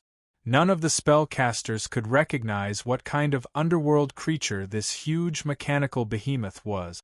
In fact, they couldn't be blamed. After all, the clockwork megalosaurus had just retreated from the bloody front line, and there was a trace of the abyss aura around it. However, as the clockwork megalosaurus moved forward, more and more creatures began to surge out of the portal behind it. Some of them looked similar to some of the races in the Ash world, but some had completely different appearances from the creatures of this world. However, as the number of these creatures increased, the black-robed mages finally came to a realization. They are not demons from the underworld. Yes, they were not demons from the underworld, but a group of mercenaries from another plane. Because they had just experienced the baptism of the bloody battle, when faced with the attacks of the Wusong people, this group of people who had seen the world actually felt a little childish. In addition, the clockwork megalosaurus had taken most of the damage, so this level of attack was simply too easy to deal with. Form the crow formation and attack at will. Eliminate this group of reckless fellows and clear out the space for the coming troop. After walking out of the portal and judging the situation on the battlefield, the desert elf Brock waved his scimitar in the air and ordered the vanguard troops. Under the effect of the sound spell, his words were transmitted to everyone's ears. After the mercenaries from another plane heard it, they immediately executed the order. On the Wusong side, the first to be countered were the mages in black and gray robes. After all, whether in terms of quantity or quality, the spellcasters of this group of mercenaries from another plane were far superior to the Wusong mages. The spellcasters of the mercenaries from another plane did not use any spells. Instead, they just used some targeted countermeasures to silence the Wusong mages. The rest of the matter would be left to the warriors who were rubbing their fists and rubbing their palms, ready for a big battle. Like ravens coming out of their nest, they formed several arrow-like formations and rushed toward the enemy. Caught off guard, the defensive formation formed by the free swordsmen and the slave warriors was no different from a piece of paper. A single poke would leave a hole in it. The situation on the battlefield showed signs of being one-sided. This was actually very normal. After all, when faced with a group of mercenaries who could slaughter demons, it was understandable that ordinary soldiers could not resist. Soon, the entire Zhejiangjian talent market became chaotic. As more and more guards were dispatched to resist the mercenaries from another plane and the clockwork megalosaurus that came out of the portal, the slaves who lacked supervision quickly seized the opportunity and started a new riot. Chapter 581. Evil Spirits from Hell. This was Mitaro's evaluation of the mercenaries from other planes under Quest. Mitaro and his colleagues were fleeing out of the Zhejiangjian talent market in a hurry. At this moment, there was no longer any trace of the calm bearing that he had in the past. He wished he had 2 more legs, for more legs. Seeing some stewards galloping on 6-legged horses, Mitaro could not help but feel a sense of longing in his heart. However, even if the beasts had legs, he could not escape with them because he did not know how to ride. Unlike them who were fleeing outside, the generals who were in charge of guarding the Jiangjian talent market all rushed in with their subordinates in a panic. Zhejiangjian was a place that the Neon Senate and the general had their eyes on, and there was no room for any mishaps. But what would happen here was not up to them. Even the big shots of the Neon Empire were not qualified to speak now. because Keyes had returned to the world of ashes from the abyss, only he had the final say here. And he did not do this to bully others, although he certainly had the power to do so. The Neon Empire had made many deals with the demons in the lower world and signed many hell contracts. And those contracts, after receiving part of the rewards from the bloody battle, were now in the hands of Keyes. Not to mention the Zhejiang Gene talent market. According to the demon's compound interest calculation and discount ratio, the entire Neon Empire was not enough to fill the holes in the dozens of contracts. It could be said that from the point of view of the Bator law, the entire Neon Empire, including the so-called nobles and the Senate families, were now all owned by Keyes. As Keyes's diplomatic attaché, Naaman, who had a flawless contract demon appearance but was actually a Leviathan creature, had followed the vanguard to the world of ashes. He was carefully reading the copies of the Neon Empire's debt contracts, preparing for the various tasks that needed to be dealt with. How stupid they are to believe that the rabbit skin splitting business can be profitable. Naaman was a little puzzled. Why would anyone believe in this business designed by some of the ancestral demons in the land of Bartholomew Hell? In order to get a profit that doesn't even exist, they used so many human souls as collateral to get a loan from the Avernus Support and Financing Center. Let me see, the so-called Avernus Support and Financing Center was a for-profit organization run by the acting suzerain of the first level of the 9 hells of Bator. Its main business was to provide financial support to the mortals in the material plane after receiving collateral. However, as a loan, the financial support not only followed the basic principle of 90% but also 13%. The interest rate would fluctuate according to the customer's rating. Now, the rating of the Neon Empire had dropped to a very low level, so the interest rate had risen to an unbelievable level. The loan of 50,000 soul prisms has become 150,000 soul prisms every year, and that's just the interest. Naaman could not help but sneer. Well, the Neon people who signed the contract are not familiar with the rules of writing the cursive purgatory. They don't know that by changing the direction of the cursive, the soul prisms that need to be repaid will be raised by 2 grades. According to the number of mortal souls needed to make the soul prisms, they have to pay 300,000 mortal souls to the 9 prisons of Bator every year. 300,000 mortal souls was almost the total amount of the Neon Empire's talent trade every year, and this was only the debt that needed to be repaid in one contract. There were more than 20 similar contracts, and there were more than 10 contracts that owed more money. In other words, it would take every single Japanese 10 lifetimes just to pay off all the IOUs in Naaman's hands. According to the rules of the 9 prisons of Bator, only a contract with a profit of more than 100 times was considered a good business. A contract with a profit of more than 10 times was considered a bad asset at most. It was perfect to use these things as compensation for the rewards of the bloody battle. Therefore, when Keyes asked for these things, the Logistics Management Department of the Expeditionary Army of Bator approved it without any hesitation or reluctance. He even thoughtfully gave him a large-scale interplanar teleportation as compensation for quests. At this time, those high-ranking Neon leaders did not know that their biggest creditor had come to them personally. As Keyes stepped out of the portal with his companions, the battle in the Jiangjin teleportation square soon came to an end. The light curtain between the stone doors made of granite flickered twice, and then completely extinguished. Nearly 100,000 mortal mercenaries from other planes who had experienced the bloody battle, now they were Keyes's private army, lined up neatly in the square, ready to attack anyone who dared to disobey the will of the young blue dragon. In their opinion, a commander who could kill a demon lord in the bottomless abyss was like a god, or even better. His will was not to be disrupted. Seeing Keyes walk out of the portal, Naaman, who had been waiting here, quickly bowed and then said, "I'll talk to those who were caught. By the way, tell them what kind of contract the Neon Senate and the General signed, and how much responsibility they have to bear for those big shots." After hearing his words, Keyes nodded and added, "Hurry up, if you can't do it, go to them yourself." "As you wish," Naaman smiled. "If they cooperate, they can live for a few more days, and at the same time, leave a glimmer of hope for themselves and their descendants.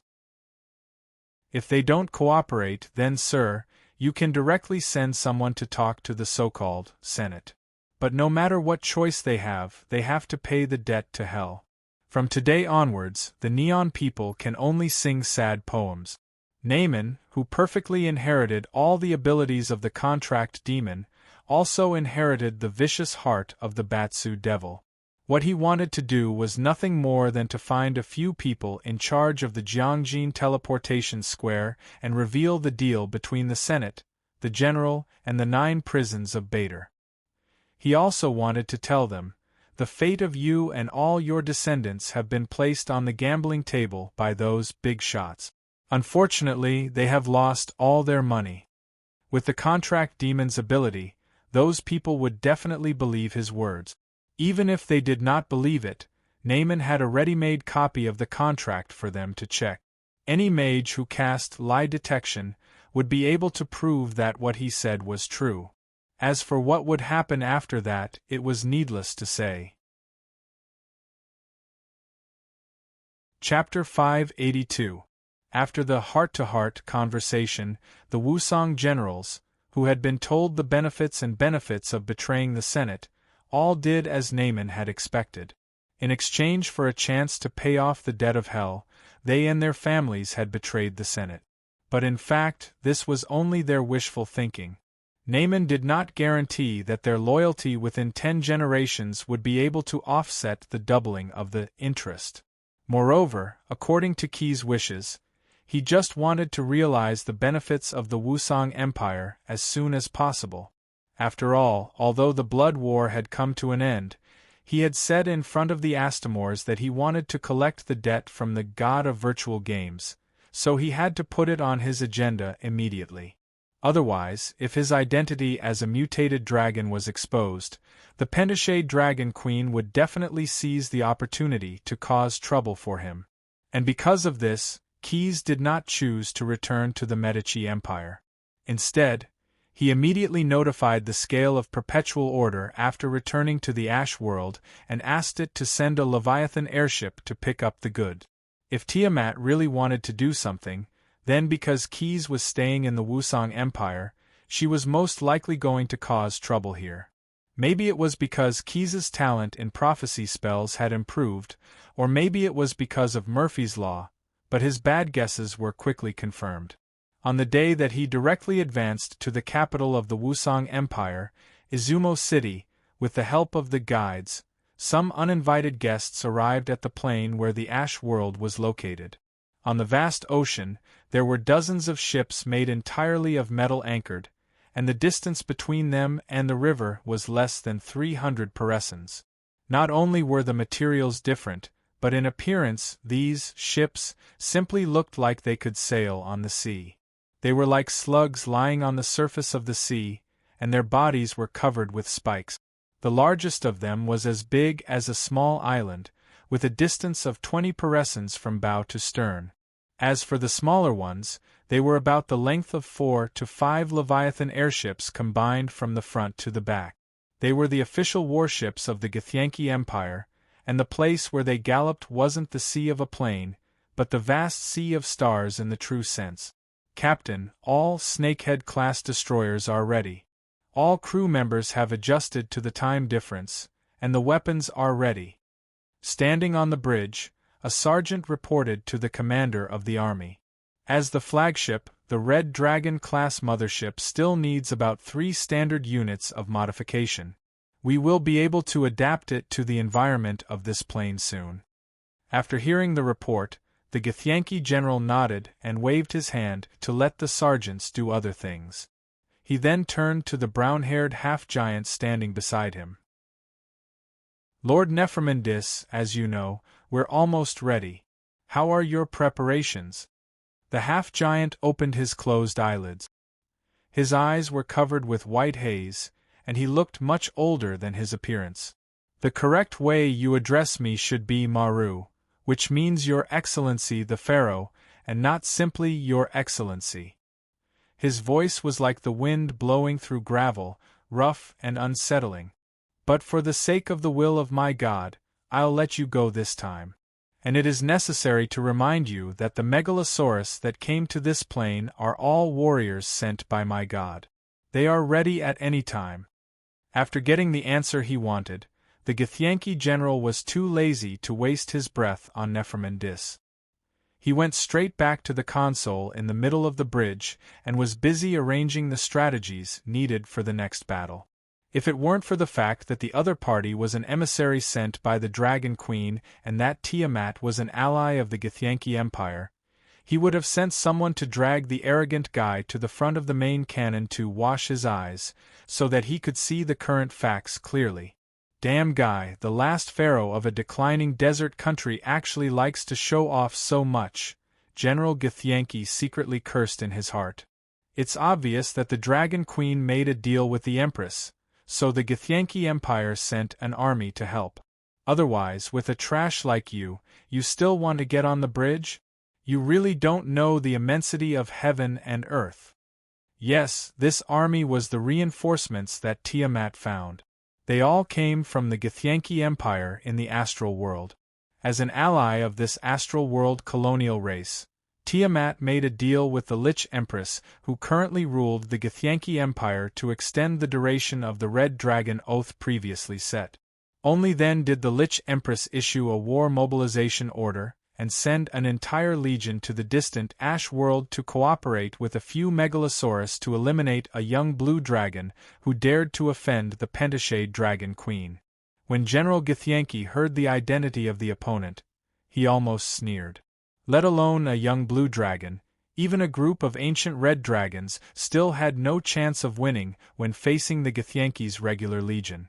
In his eyes, this operation was simply a commendation, adding another medal to his glorious resume. As for Key's achievements in the bloody battle, General Githyanki thought that it was the credit of team warfare. Just as he commanded an entire legion, with the huge number of troops under his command, even if he used human lives to pile up the death of a demon lord. In his view, this was nothing to boast about. He himself had led an army to eliminate many powerful Mind Flayer fortresses, and the strength of those Mind Flayer masterminds was actually not weaker than the lords in the abyss. Very good at commanding battles, haha. A smile appeared on his thin face. In his view, Keyes' tactics and strategies were nothing special. I don't know if that young dragon will be so shocked that his jaw will drop after seeing the war mode of the Githyanki Empire. After waiting for 3 standard units, which was about 2 hourglasses, the preparation of the Red Dragon class mothership was finally completed. The engine suitable for the material plane had been modified, and this warship, which was originally used for astral world combat, had adapted to the rules of the Ash world. With General Githyanki's order, the 4 temporarily installed turbo suspension systems began to start, pushing the warship slowly from the sea and gradually floating above the clouds. The mind anchoring device has locked onto the target. Full speed ahead. Don't worry about the aborigines of this barren plain. Our combat mission is to concentrate our firepower and kill the target. If we do well, after about 5 or 6 standard units, we can return. Chapter 583. The Red Dragon class battleship was like a moving dark cloud, lying high in the sky, while other Snake-class battleships wandered around it, constantly providing protection. Those participating in this operation were all regular troops of the Githyankis. Among them, there was a 100-man team of Githyankis with silver swords. Although in terms of numbers, they were only about 1/10 of the expeditionary army under Key's command, with excellent equipment and excellent tactics evolved in the astral world for decades. The troops of the astral world colonial empire were even confident that they could wrestle with the demon army in the lower planes. The latter had never dared to go to the astral world to provoke the tiger's whiskers of the Githyanki's empire. In order to achieve a precise strike on the target, In addition to the battleships that descended in the Ashes world, they also deployed 6 Snake-class special battleships in the astral world on the periphery of this plane. Based on them, using high-power psionic power amplifiers, the Githyanki's established a high-efficiency psionic communication system. In addition, with the help of this high-power amplifier, the psionic warlocks left on the spy satellites could also conduct a psionic search, covering the entire Ashes plane. Therefore, they quickly locked onto Key's whereabouts and sent the precise coordinates to the psionic signal receiver of the Red Dragon-class mothership in real time. For the target to be eliminated, the Githyankis also developed 2 plans. The preferred plan was to use airstrikes, but their airstrikes used a device called burying songburner instead of backward kinetic or explosive weapons. The alternative plan was to release a 100-man team of Githyankis and use this elite armed force to behead Keys. Neferman Dis, who came with them, the ancient brown dragon in the form of a half-giant, would lead several warriors under Tiamat to launch the first round of attacks on Keys to buy some time for the activation of the burying songburner. Therefore, General Githyankis deliberately communicated with him before the battle to determine the situation of those warriors. Although he was displeased by Neferman Dis's arrogant attitude, his solemn vow made the general feel more at ease. After all, this operation was personally ordered by the Pentashade Dragon Queen, and as a member of the Evil Dragon Council who was loyal to the Dragon Queen, Nefermandis would definitely not take this lightly. In fact, as early as the Githyankian fleet was still in the preparation stage, several warriors who were currently under the command of Neferman Dis were sent out by him to inquire about Keys. They were all 5-colored megalosaurus above the legendary level. Some of them were even rather famous in the entire multiverse. For example, the old green dragon nicknamed Azure Bloodstorm was one such example.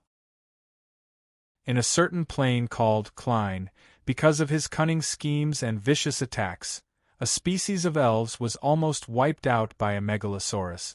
Even though this guy was actually serving some of Tiamat's plans, he was still hated by many gods of the elven divine system, and those gods had sent divine punishment killers to him.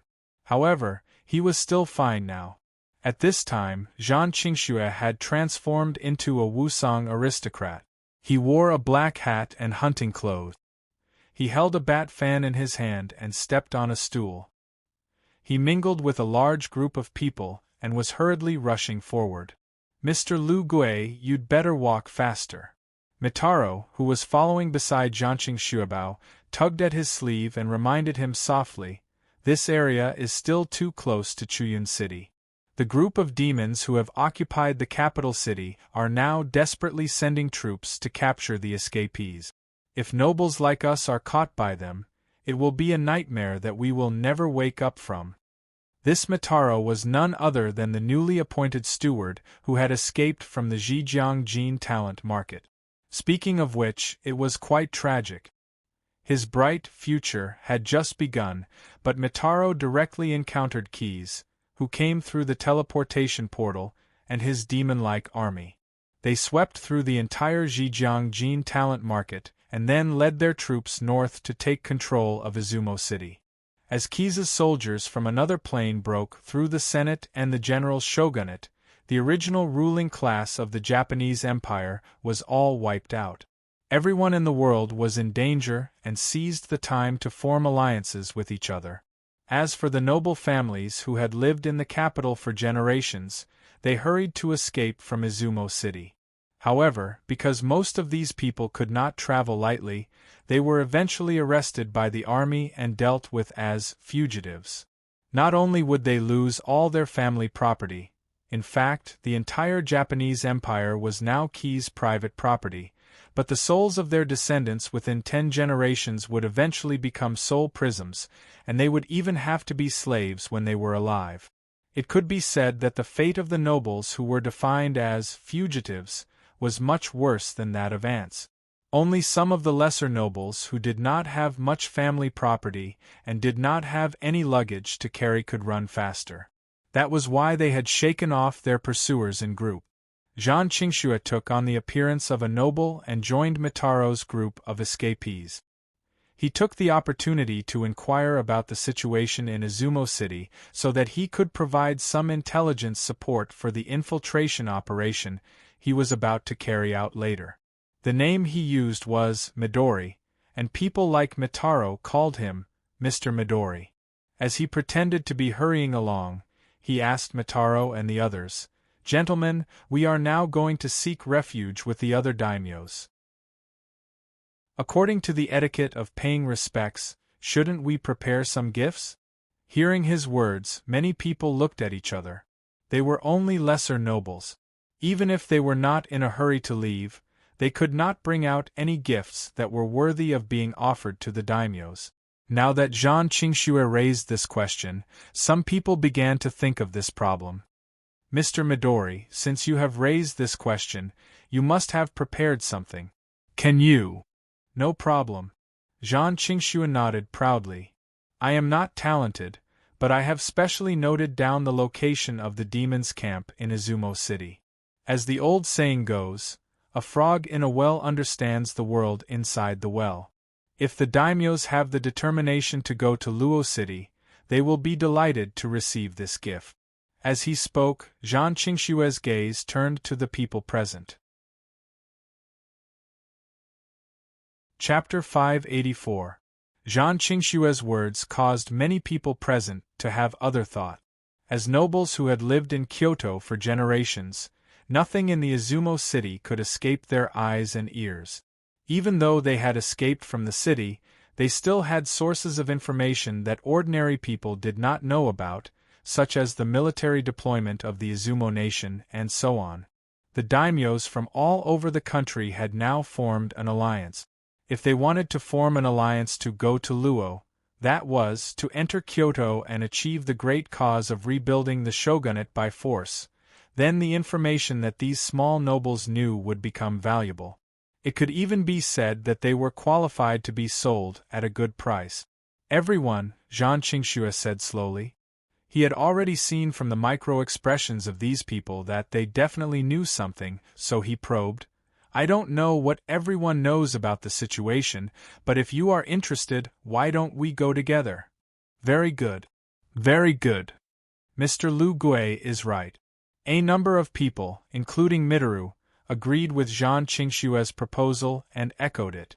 But while they were still thinking about how to use the information in the Izumo city to obtain greater benefits for themselves, these people had actually been targeted by Jean Qingxue.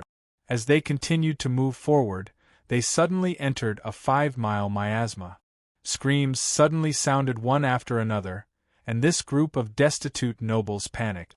They wanted to run out of the miasma, but they could not avoid the sneak attack of the green dragon that appeared and disappeared unpredictably. The cunning Jean Qingxue transformed into a megalosaurus in the miasma. His slender neck, which always confused the enemy and made them underestimate the power contained in his body, was extremely flexible. He could suddenly appear from tricky positions that were beyond their imagination and bite them in half. He was very cunning and bloodthirsty at the same time. Killing was just one of his hobbies and instincts.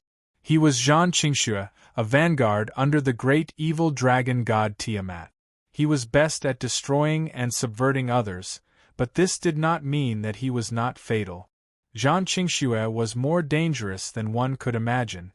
He did not have to go through so much trouble to deal with more than a dozen nobles. He had to use the heavy fog technique and transform into a dragon to kill them. But he still did it because Jean Qingxue enjoyed this feeling. He liked to secretly give his opponents a deep sense of despair. In just a few breaths of time, almost all of the nobles were dead. Only a few lucky fellows who had information that he was interested in escaped the disaster for the time being.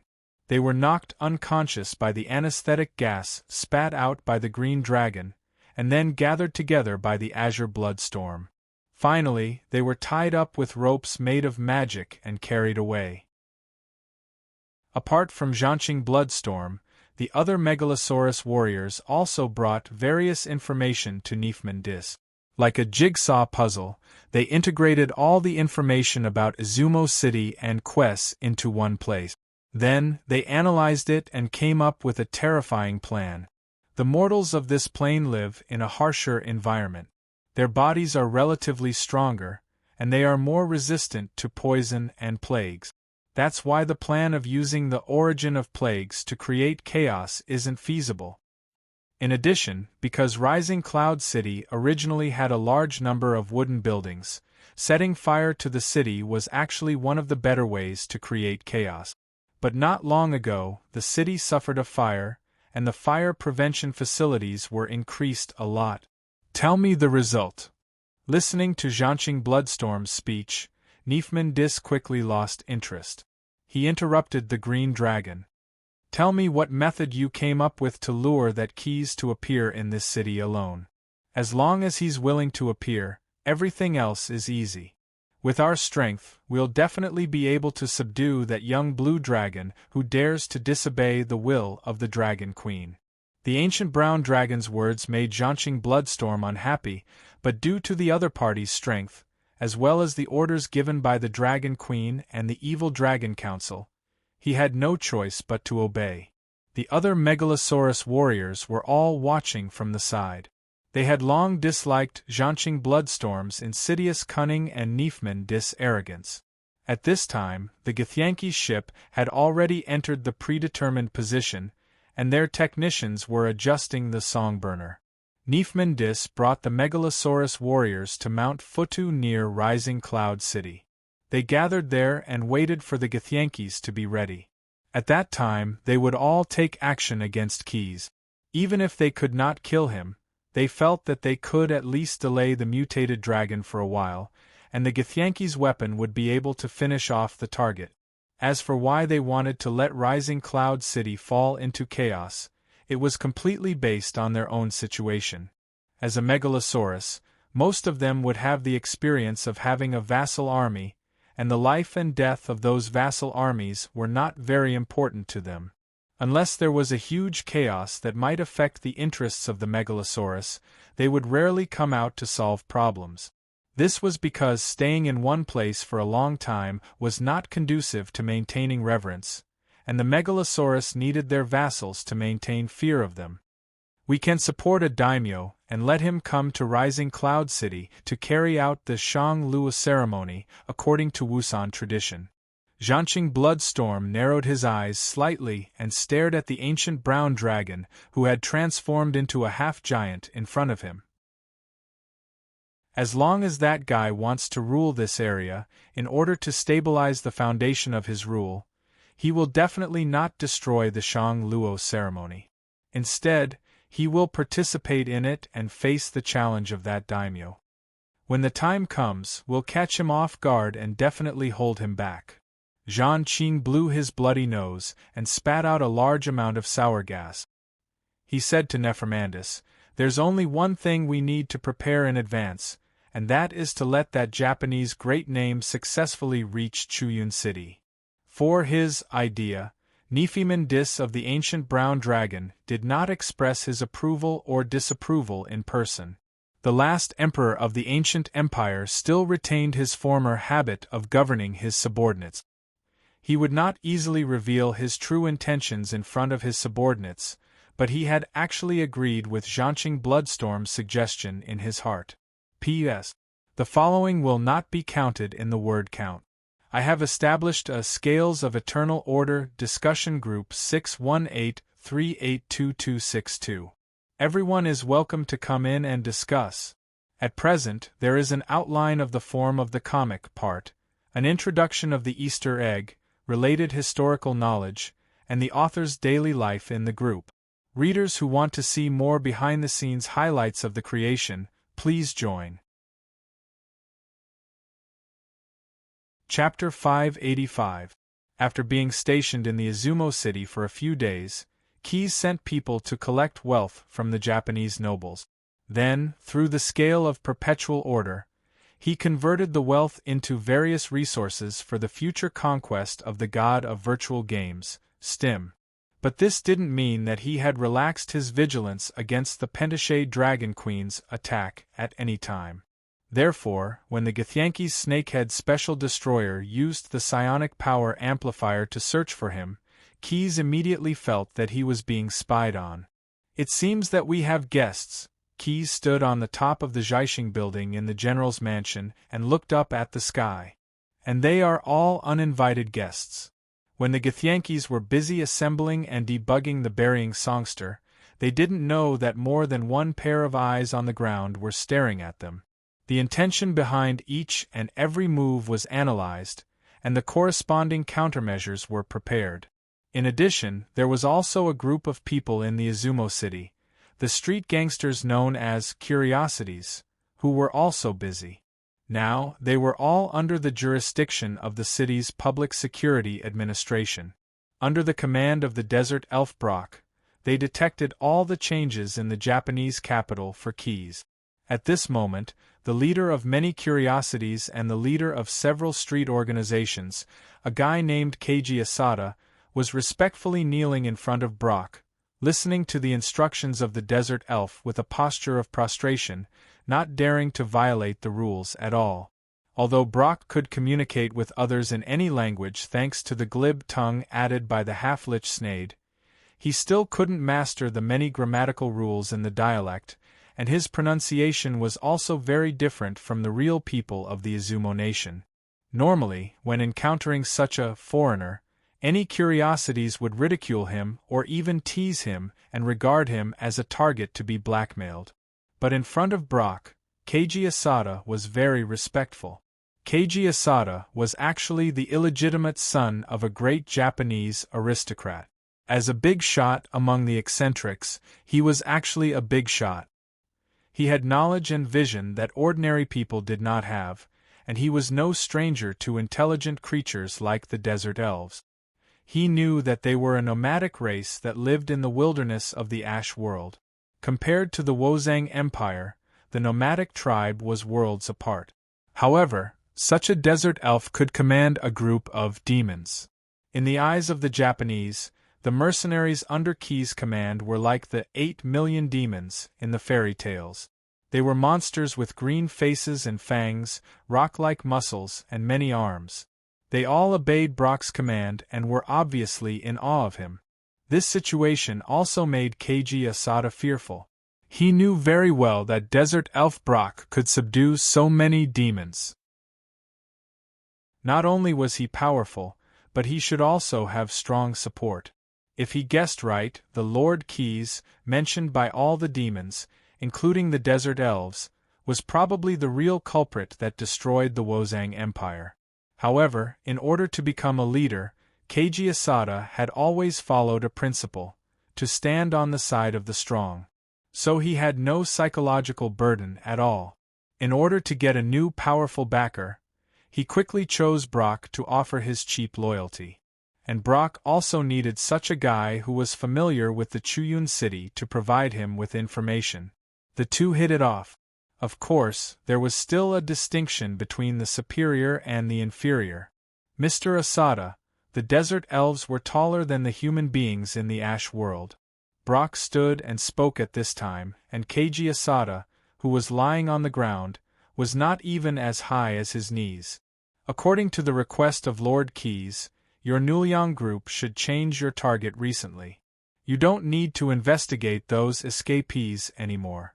Instead, you need to keep an eye on any strange faces entering the Chuyun city. Your Excellency, please tell me to what extent should we do? Asada raised his head and stretched out his palm to make a stroke near his neck. Should we kill those people directly, or? You don't need to kill everyone, Brock directly ordered. There is a so-called daimyo who doesn't know what's good for him. He wants to challenge Lord Keyes according to the traditional Wozang ceremony of Shangluo. I'll distribute the portrait of that guy to you later. Considering that he may use makeup, you have to send some spies who are good at recognizing people to find him. Your Excellency, Keiji Asada knocked his head on the ground. This task is given by you and Lord Keyes' trust in our Nuliang group. We must show the efficiency of the organization and our loyalty to the people who will go through fire and water for it. If the task fails, I will personally lead all the men who participated in the action to cut their bellies to apologize." "Death is not a relief," Brock interrupted him and said in an affirmative tone. "The orders issued by Lord Keyes have been repeatedly weighed and will not exceed your ability. If you can't complete it, it's entirely because you didn't do your best. For those who dare to disobey his will, even if they commit suicide, they can't escape the tragic experience they will experience after death." The desert elf's cold words made Keiji Asada break out in a cold sweat. A large group of sweat stains appeared on the back of the knitted hunting clothes he wore. However, Brock did not forget to give him a red date, after giving him a whip. "In order to help you better complete the task, this red spear is a treasure given to you by Lord Keyes. As long as 3 obsidian magic beads are inlaid in the groove of its handle every 10 days, it can maintain the enchantment effect of inflicting fire damage to the enemy. As the user, you will not be protected by the red spear and will not be afraid of ordinary flames." While talking, Brock reached out and snapped his fingers. Immediately, a Goliath warrior came over with a long spear. The shaft of the spear was painted vermilion, so it was named Red Spear. On the other hand, its sharp blade was like a Japanese sword. There were 2 blood grooves between the 2 sections of the blade, and it also had the ability to stab while slashing. In addition to this enchanted weapon, Keiji Asada also got a portrait of the daimyo who tried to come to Chuyun City to hold the ceremony of Shangluo. Looking at the daimyo's name written in the corner of the portrait in white, Keiji Asada. Chapter 586. If the son kills his father, there will be a catastrophe within 3 generations, Mogami Hikari, who was sitting in the 2-wheeled carriage, sneered disdainfully. "If I don't take a step forward, then I'm afraid I'll have to travel in the blackboard waste cage now. It can be seen that if I want to live a more comfortable life, I must always move forward." At that time, there was a huge turmoil in the Neon Empire. Since Chuyun City was taken over by Keyes, the rulers who were originally at the top of the chain of order were swept away, and the daimyos and generals were more or less affected. Mogami Hikari took advantage of this to drive his father out, and he ascended to the throne of the 13th generation of the Mogami family. Now, he had established a cooperative relationship with Zhanqing Shuebao. In order to achieve a greater goal, he had to make another simple and difficult gamble. If he won, he would lead the Mogami family to the most glorious path. If he failed, then the family would no longer have the possibility of surviving. However, he firmly believed that he could win the gamble like before. In order to hold the Shangluo ceremony, he had to rush to Chuyun City and ring the bell on the drum tower in the city. When the Neon Empire's royal family was still alive, the daimyos and generals in the various towns would usually gather an army and go to Kyoto to show their strength. If they succeeded, they would automatically gain the support of the Neon Empire's nobles and become the highest military commander in name, also known as the general. But if they failed, because of the army, although they wouldn't die, they would inevitably be ridiculed by the Neon Empire's nobles, and the prestige of their family would never recover. But this time, Mogami Hikari didn't bring many soldiers, and even the slave warriors didn't bring many people. In addition to Zhanqing Shuebao, who was disguised as Mr. Midori, he only asked a dozen family ninjas to disguise themselves as ordinary laborers to follow him to Chuyun City. The reason why he did this was to avoid Keyes' eyes and ears. Although there were currently a large number of escapees in Chuyun City, because of the intervention of the scale of perpetual order, the city's commercial atmosphere became stronger.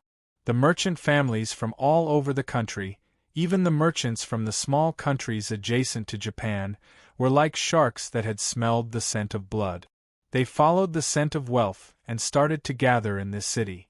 They had brought a huge amount of resources here, all kinds of metal products, unprocessed steel embryos, and enough food to feed the otherworldly soldiers. Keys, on the other hand, opened up the treasury of the Wusong Empire and the treasuries of the great nobles and used the stored currency to pay for the payment. This generous, new master of the Yun nation had no intention of defaulting on his debt. Therefore, more and more merchants rushed to Cloud City. Now, Mogami Mitsuyoshi was disguised as a small merchant from a remote area of Japan. He used a two-wheeled cart to pull a large number of silk goods to the city, as if he wanted to take a share of the wealth. As they moved forward, when they were less than 5 to 6 parasangs away from Chuyun City, they had already stepped onto a concrete road paved with shell ash and mortar. This was the official road of the Wusong Empire, and there were checkpoints set up at regular intervals. Mogami Mitsuyoshi and his group relied on the genuine silk goods, the vouchers they had obtained from trading with the scale of perpetual order in the past, and the small pieces of judgment money to pave the way. They did not encounter too many difficulties and quickly passed through the checkpoints and arrived at the gate of the Yun nation. However, when they stepped into the gate of the Yun nation, their whereabouts were detected by the spies of the Nuliang group. With a complex communication network composed of gestures, eyes, and code words, it did not take long for the situation of these people to be placed on Keiji Asada's desk. Then, they were immediately reported to Desert Elf Brock, who had been paying attention to the development of the situation.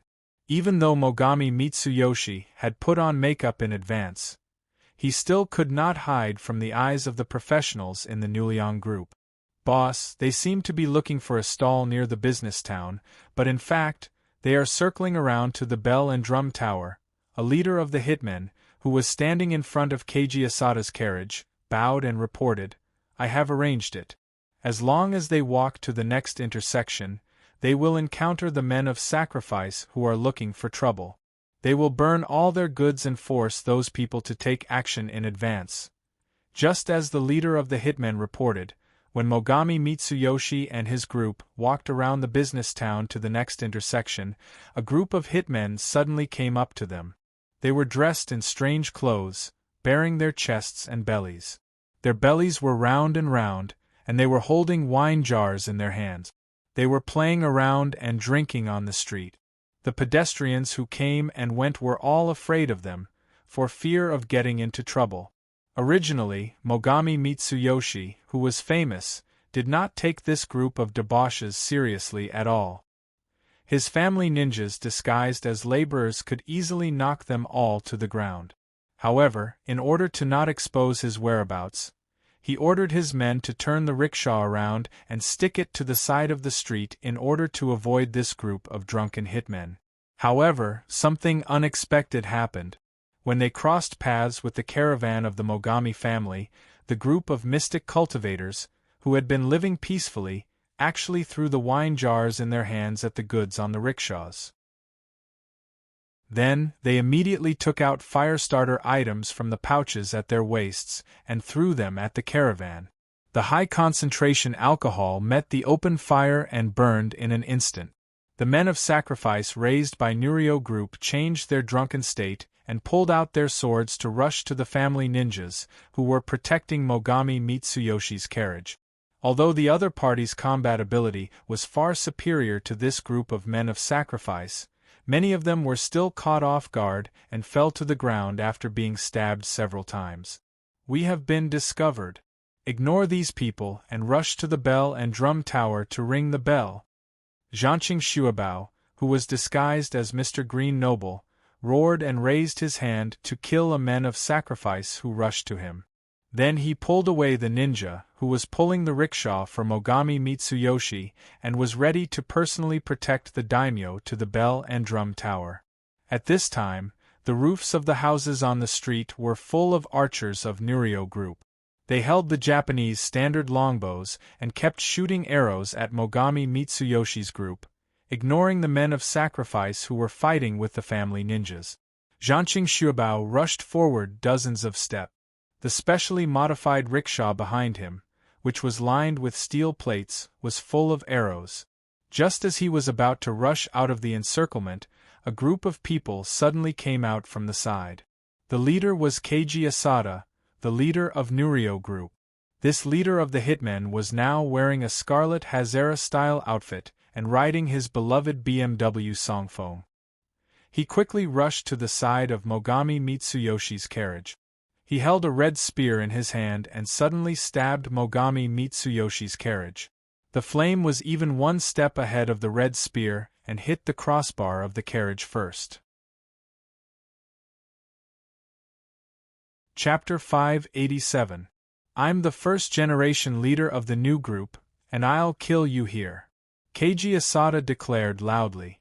Even though his red spear didn't pierce Mogami Hikari's body, but just tore apart the modified two-wheeled rickshaw, it was blown away by the strong wind created by Zhan Qingshue's wave of his hand.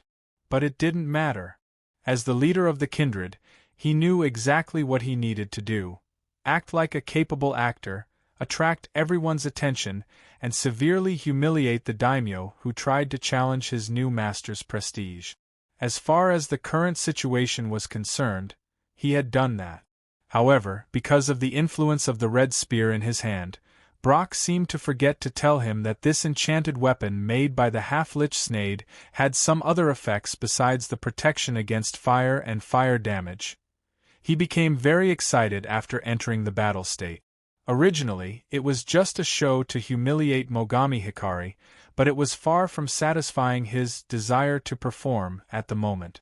Jumping down from Song Feng's body, Keiji Asada turned the red spear over his head, and flames covered the body of the spear.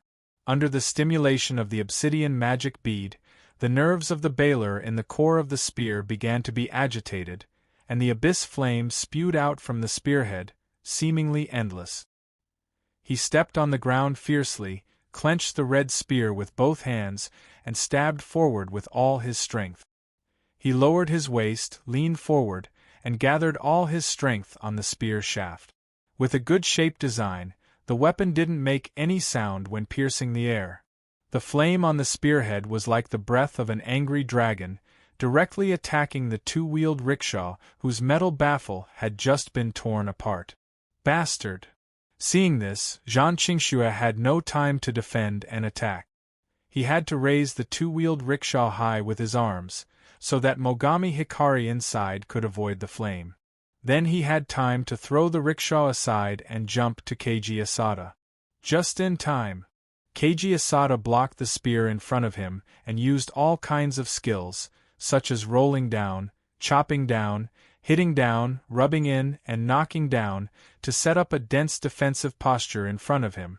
Due to the limitation of power brought by the transformation, Zhanqing Blood Rage didn't study top martial arts like Nine Sword Catalog as hard as Quest did. Facing Asada Keiji's spear skill, it was a little difficult for him to parry. Not long after, the hunting clothes he was wearing were torn into strips, and there were also large traces of being burned by the abyssal flames. Kiyoshi Mogami, who had just climbed out of a bumpy modified rickshaw, felt a metallic taste on his tongue. He knew that this was the taste of fear. For the glory of the Mogami family, for a more suitable position, I must. Throwing the clogs on his feet aside, Mogami Kuchi struggled to run in the direction of the drum tower. He also had 5 magatama on him, all of which were inlaid with obsidian magic beads.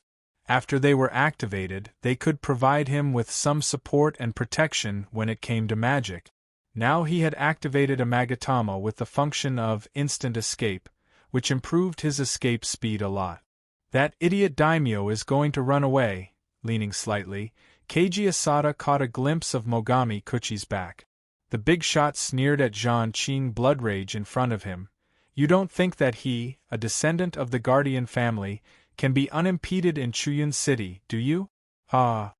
The so-called Guardian Daimyo referred to the officials who replaced the Guardian, appointed by the Emperor of the Neon Empire, and managed the military and political affairs in various places. They were not nobles in the traditional sense, but just rich families in various places. Even after the Senate replaced the Emperor, the guardians in various places became daimyo and generals one after another. However, due to their relatively low birth, the daimyo and generals of the guardian daimyo were still not particularly respected by some civilians in Chuyun City, which was a capital full of nobles. Like Keiji Asada, the descendant of a real noble family, even if he was just an illegitimate child, he still had the right to laugh at Mogami Kuchi's birth. Others would feel that it was very reasonable and would not think that there was anything disrespectful in his idea. And Zhan Qing Bloodrage did not take his words seriously. In fact, the guardian daimyo had nothing to do with him. He simply thought that Mogami Kuchi's current behavior was stupid. Without his protection, it would be inconceivable for a mere mortal to reach the bell and drum tower. After all, there was a troop under the command of the mutated dragon that had participated in the bloody battle. Stupid Neon! Zhan Qing Bloodrage scolded secretly. He was considering whether to transform into a dragon and quickly kill the opponent in front of him.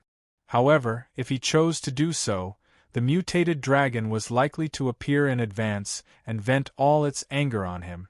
To be honest, Zhan Qing Bloodrage was not conceited enough to think that he could fight with keys alone. I have to let those fighters in advance. I can't face the mutated dragon alone. He quickly made a decision. He stretched his neck and let out a low roar that did not match his figure. Now I can only help Mogami Kuchi again. If he succeeds, we can still proceed according to the original plan. If not, we have to let Nephremon bear the consequences of failure. The cunning Zhan Qing Bloodrage figured out the best situation for himself. Then he immediately gave up the confrontation with Keiji Asada and quickly retreated to Mogami Kuchi. As he flew and bounced, his palms constantly formed various magic marks in front of his chest, and he began to chant the spells needed before casting the spell. Group Spell Attack. Melf's Acid Arrow. According to the bonus of the casting level, after using the Group Spell Attack skill, the number of acid arrows shot from Zhan Qing Bloodrage's palms instantly increased from 1 to dozens. The target he chose was not Keiji Asada, who he had fought with before, but the archers standing on the roof of the house on the street who were pouring arrows at him and Mogami Kuchi. Even if he did not have time to aim, Melf's acid arrows were not all concentrated on the target. A dozen of them actually hit the roof under the archer's hands and feet. However, under the corrosion of the strong acid, those roofs quickly became loose and carbonized. They could not bear the weight of the archers and collapsed one after another. As for the archers who were directly hit by the acid arrows, they were more unlucky. They didn't even have time to cry out before they turned into puddles of pus. For a moment, the rain of arrows all over the sky disappeared. Zhan Qing Bloodrage saved the obsidian magic beads needed for Mogami Kuchi to use the protective arrow Magatama again. The daimyo immediately embedded all the obsidian magic beads on the Magatama that increased his speed. Chapter 588. In essence, the Kinkers were just a group of street gangsters. They were not real desperados. In the face of the terrible magic, the Kinkers of the Niori group inevitably flinched and stopped their steps at the same time. In fact, it was within Quessa's expectations that they would drop the ball. The reason why the young blue dragon arranged the Kinkers to encircle and suppress Goto Mitsuyoshi was to humiliate him and make him unable to continue the ceremony of Shang Luo. However, Goto Mitsuyoshi didn't understand the mystery and still ran to the bell and drum tower. But he didn't know that even if he could ring the bell, the ceremony of Shang Luo, which showed the power of the daimyo, would lose its legitimacy because of his previous humiliation. This was also the reason why he didn't get the position. Goto Mitsuyoshi didn't learn from the previous supervisor, his father, that is, that the essence of the ceremony of Shang Luo was actually a powerful magic contract. Strict conditions must be followed to get the approval of all the Japanese families who signed the contract. Otherwise, how could a ceremony easily determine the legitimacy of a leader of the Japanese armed forces? In other words, Keiji Asada had led the Kinkers to complete their mission. Keyes had already arranged Brock to make preparations in advance for the work to be finished. He selected more suitable people to participate in the execution. Just as Zandai Bloodstorm protected Goto Mitsuyoshi from behind and ran to the bell and drum tower, the walls of the houses on both sides of the street were suddenly broken by a group of tall creatures. The walls made of planks or bricks were no different from paper in front of the Goliath warriors. They wielded heavy weapons such as giant hammers, axes, and broadswords. They jumped out of the broken holes and stood in front of Zandai Bloodstorm and Goto Mitsuyoshi. These stone people were much taller and stronger than humans, and each of them looked like a slightly smaller giant. When more than 30 Goliaths launched a collective charge, the earth began to shake. Their thick feet made a rumbling sound as they stepped on the ground. Zandai Bloodstorm, who turned into Mr. Green Noble, narrowed his eyes. In the face of so many Goliaths, even if he was an extremely old and powerful green dragon, it was still unknown whether he could deal with them in his human form. It had to be known that Goliath's tough skin was almost immune to some low-level spells. In his human form, the power of Deep Blue Blood Explosion's magic was greatly reduced. If he were to fight Goliath head-on, he might not be their match. Megalosaurus were all prideful creatures. If a warrior under the command of the legendary Megalosaurus, Tiamat, was beaten to the ground by a group of Goliaths, then there was no need for him to continue living. Therefore, he could no longer suppress his urge to transform. He immediately mobilized the hidden power in his body and attempted to transform back into the true form of a legendary green dragon. However, he was still a step too late.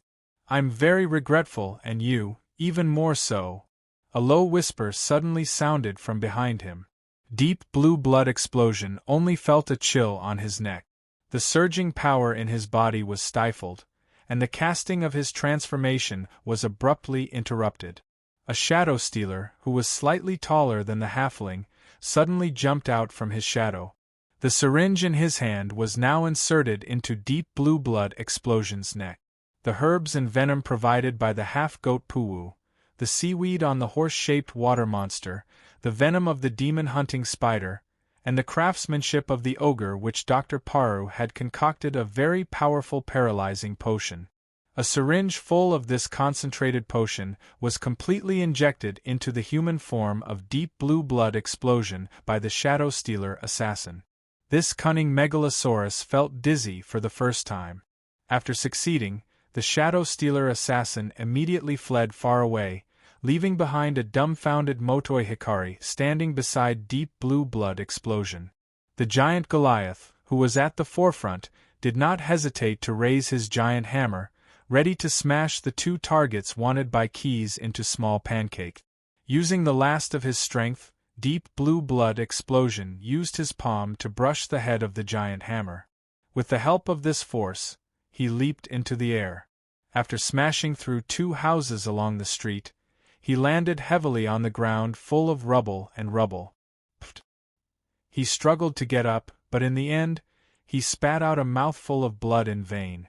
Then, he clutched his neck and lay on the ground. His face turned pale. Even though he had not yet transformed into his green dragon form, Deep Blue Blood Explosion's cheeks had turned emerald green. As for Motoi Hikari, when he saw this situation, he was so scared that he almost wet his pants. The Goliath warriors, who looked like demons in fairy tales, simply reached out their hands and crushed the jade talisman hanging on his chest. Motoi Hikari lost his last bit of support. After taking care of the daimyo, who had attempted to provoke Sir Keys, the Goliath warriors immediately changed their target and surrounded Deep Blue Blood Explosion, who had already begun to fall into a state of paralysis.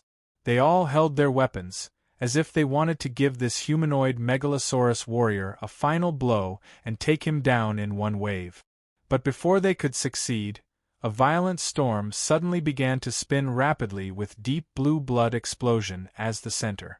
Many of the Goliath warriors who rushed too fast were hit by the wind and staggered. When they came to a stop, they discovered that there were a few more figures beside Zhang Qingxue, who was lying on the ground. One of them was a half-giant with brown hair. Nepherman Dis, deep blue blood explosion, who was in a state of paralysis, said weakly, "Help me remove this negative state." Hearing the begging words, the immemorial brown dragon snorted in disdain. But he still waved his hand and cast greater poison removal. A light purple halo wrapped around deep blue blood explosion's body, and soon the green dragon regained consciousness. "It seems that your plan is useless," Nepherman Dis said in a slightly mocking tone without looking at deep blue blood explosion, who was struggling to get up. He showed his arrogance. The best way to deal with a megalosaurus is to fight. After the ancient brown dragon said this, his body immediately began to expand. Soon after, a brown dragon with ancient knowledge, boundless violence, and a huge, meandering body appeared in the business district of the rising cloud city. Although the long years had weakened him, making his torso and limbs thin, and his eyes were also troubled by squinting for a long time, he was still the most powerful brown dragon in the multiverse. At all times, his body exuded the smell of dry sand and slow death. Chapter 589. Unlike most megalosaurus, the brown dragons did not have wings. Instead, they had two parallel rows of fin-like protrusions on their back. However, there was no doubt that they were also a type of megalosaurus. They had extremely high intelligence and could use spitting weapons as well as various spell-like abilities unique to megalosaurus. Once upon a time, in a relatively central plane of the multiverse, long before the emergence of human civilization, even before the establishment of the Tiefling Empire Bar Tulasi or the Dragon Kingdom Ecosia, the ancient megalosaurus kingdom Merijet had existed for a long time. In Merijet, ordinary humanoid creatures were the humble servants of the last descendants of the evil dragons. The last descendants of the evil dragons were the servants of the colorful dragons, and the megalosaurus were the servants of the great monarch. These pure-blooded brown dragons had ruled for nearly 1,000 centuries as the pharaoh and the bishop of Tiamat. As the last Merijet and the last pharaoh, Nepherman Dis' arrogance had reached an unshakable level. There were never words such as compromise and negotiation in his dictionary, so when a growing clan of dragons of calamity appeared near his empire, Nepherman Dis did not hesitate to choose to go to war. Unfortunately, in the end, both sides suffered great losses. The declining empire was eventually fragmented, and most of its territory and resources were inherited by the Dragon Kingdom Ecosia. If Tiamat had not remembered the brown dragon's worship to him for nearly 10,000 years, Nepherman Dis would have been completely buried in the ruins and broken walls along with the dismembered empire. At most, there would only be a little trace left in the pile of old papers. Because he was a king of a fallen country, Nepherman Dis hated to see those prosperous countries.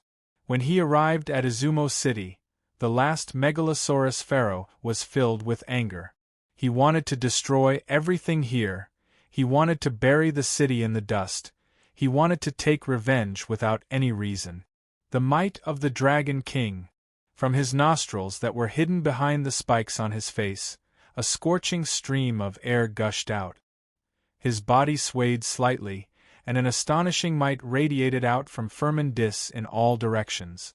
This kind of power was different from ordinary draconic aura. It was more like a kind of domain bonus effect. All friendly units would benefit from it, while enemies would feel an indescribable pressure. Only the leader of the dragon group could display the might of the Dragon Lord. Nepherman Dis emitted this kind of aura in Key's territory. It was no different from showing off to the young blue dragon. He wanted to use this method of provocation to provoke Kith into fighting with him. As expected, not long after he used the might of the dragon god, a sonorous and powerful dragon roar came from the center of Izumo City. Sand Waterfall Burial. As if to further enrage Keys, Nefermindis also let out a loud roar. Following his roar, the surrounding houses and stone slabs all shattered. Sand and gravel surged up from the ground and pushed in all directions with him as the center. The Goliath warriors who were still struggling to hold on immediately turned around and fled when they saw this. If someone was too slow, the quicksand would grab onto their ankles and drag them into the sand vortex, causing them to meet a tragic death. With just a casual move, Nefermindis destroyed the business district of Izumo City. Including the scale of perpetual order, many merchants who came to Japan to do business hurriedly evacuated. They didn't even have time to take their goods and money and could only be swallowed by the yellow sand. For a time, many airships forcibly broke free from the restraints of their moorings and hurriedly rose into the sky to avoid the disaster. Seeing that the desert was still expanding, the Demolik Snade had a solution. He used the technology he learned from the Camel Emperor of the island world to temporarily create several totem poles. After inserting the totem poles into the land in the direction of the desert's expansion, he continued to absorb the magic power of the sand waterfall burial and finally stopped the desert's expansion in time, temporarily protecting Izumo City. But even so, the entire business district still turned into a desert. Houses, money, merchants who didn't have time to escape, and many livestock were buried in the desert. The first two could be cleaned up after the event, but the latter two had no chance of survival. Seeing the scene of destruction that he had caused, Nefermindis couldn't help but let out a short roar. This was the unique laughter of the Megalosaurus. Behind him, including Azure Bloodstorm who had just recovered, the other Megalosaurus warriors all revealed their true figures. The legendary pentacolored Megalosaurus, who were at least at the age of an extremely old dragon, stood in the desert created by magic. The sand under the legendary red dragon melted, and a small magma lake appeared. Beside the legendary green dragon, all kinds of desert plants began to grow. The sand under the legendary black dragon became moist, and even sporadically rotten swamps appeared. The legendary white dragon constantly breathed out frost breath to make itself more comfortable in the desert environment. Among this batch of Megalosaurus warriors, there was no blue dragon. In fact, in the many failures of encirclement and annihilation of the mutated dragons, Tiamat had learned a lesson. Never send a pentacolored dragon of the same species to annihilate a mutated dragon of the same color. Otherwise, after the failure, the pentacolored dragons who were of the same color as the mutated dragons might even worship the strong of the same species. The pentacolored dragon queen couldn't accept this situation at all. After completing the 2 steps of provocation and destruction, Nefermindis's bellicose mood completely rose. He didn't want to wait for keys to come. If you don't come, then I'll go. The ancient brown dragon shook his neck and jumped high as if he was diving from a high platform. Then, he plunged into the desert ground under his feet and quickly drilled into the ground under the desert. The strong ones go first. Zankinks raised his head and looked around. He slowly said, "I'm not strong enough to be the first batch to fight." Hearing his words, the other pentacolored Megalosaurus warriors showed a ferocious smile. They didn't move at all. Obviously, they also wanted to let the arrogant ancient brown dragon test Kiza's strength first. However, they didn't have to wait for long. Nefermindis's figure returned from the hole he drilled into. A wide mouth bit on the neck of the ancient brown dragon and dragged it out of the hole. Then, he threw it to the side of the smug Megalosaurus warriors. Nefermindis didn't die. He only suffered some injuries. Therefore, after he escaped from the clamp, he quickly used spells and his own self-healing ability to heal his wound. It was just that he was a little older after all. The scales that fell off could not be repaired, so the ugly teeth marks were still visible on his slender neck. Chapter 590. Withering Breath. Feeling humiliated, Nefermindis couldn't help but take a deep breath, and then used his breath attack on Keys, who was poking his body out of the desert soil. Black flames came out of the ancient brown dragon's mouth and hit the young blue dragon's huge head. Unlike the five-colored Megalosaurus, the brown dragon's breath was a compound attack. It included both high-temperature flames and the dark corrosion that could dehydrate the opponent.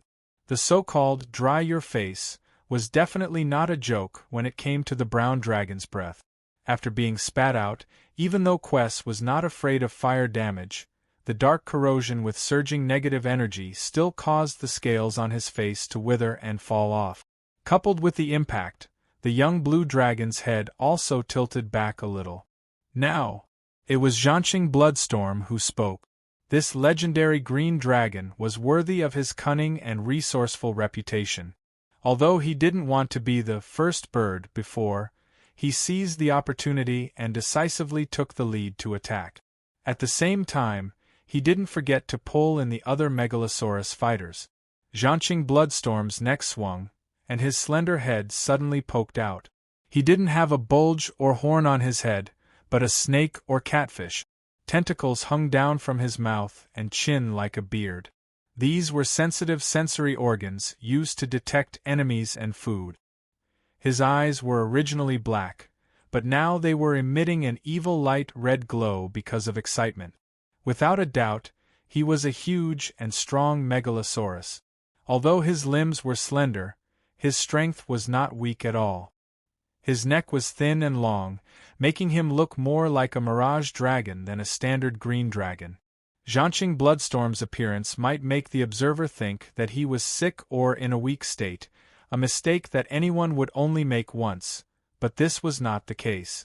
Instead of using his breath attack, the cunning and petty Zhanqing Bloodstorm chose another method of attack. His long and narrow face that resembled a venomous snake's opened wide as he forcefully sank his venomous fangs into Keys's shoulder. He had just fallen into a state of paralysis because of the poison, and now he wanted to take revenge on the young blue dragon. The muscles that were infected by the venom quickly turned ashen white, and the stinking pus slowly seeped out from the holes left by the venom. After the successful attack, Zhan Qingshue's head suddenly retracted. However, he was still one step too late.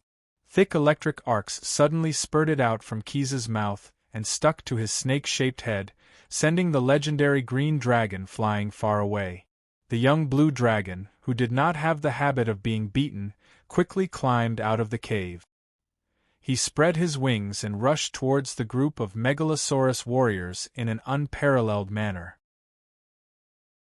In terms of size, those Megalosaurus that were at least at the age of an extremely old dragon were more like children in front of a young Megalosaurus.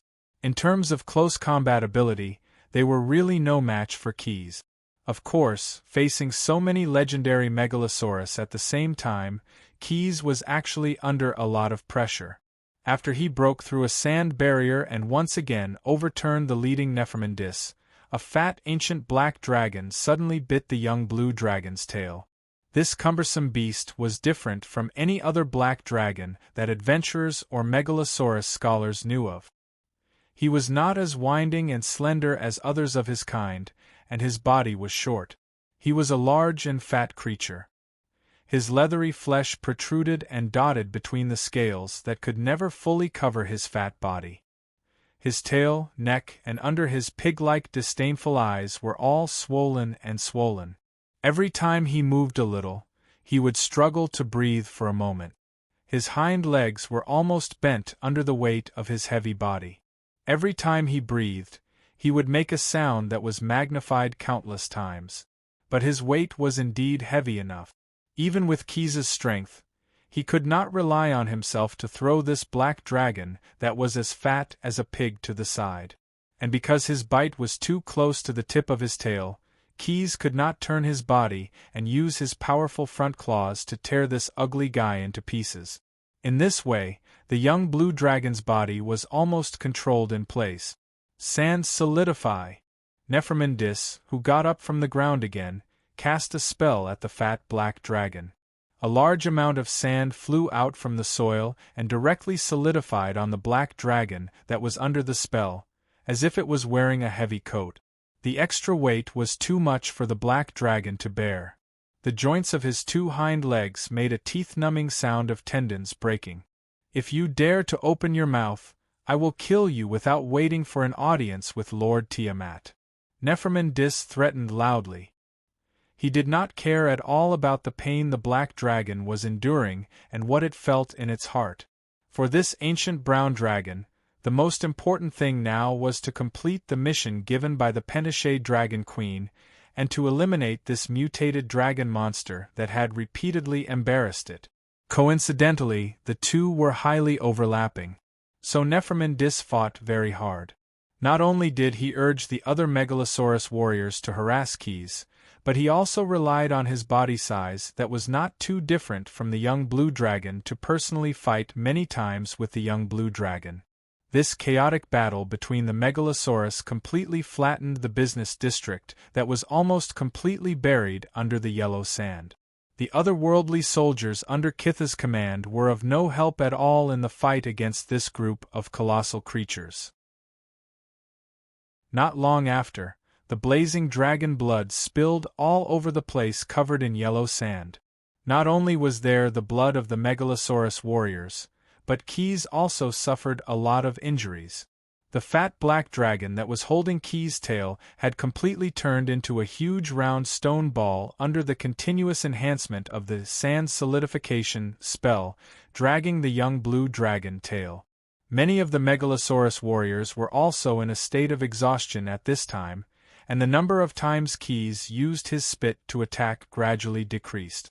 Suddenly, the sky dimmed for a moment, and the eternal blaze hanging high in the sky seemed to be extinguished for a moment.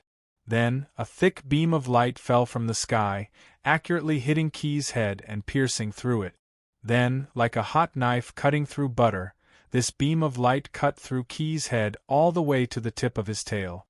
Green smoke rose from the huge dragon corpse. Perhaps because it was evaporated by the high temperature, not much blood seeped out from the 2 halves of the dragon corpse. Neferman Dis stood up, pushed aside the huge stone ball in front of him, and walked to Keys' side. Betraying the glory of the Dragon Queen, his words came to an abrupt end because he did not see any burnt internal organs in the dragon corpse, only a large number of mechanical gears and other structures scattered in it. As for the layer of biological skin that imitated the young blue dragon's appearance, it had already fallen off. Chapter 591. Keys? Of course not. It was just a clockwork megalosaurus covered with Leviathan's skin tissue that was cut in half by the songburner of the burial. And after suffering such a heavy blow, it was only the layer of Leviathan's skin that was really dead.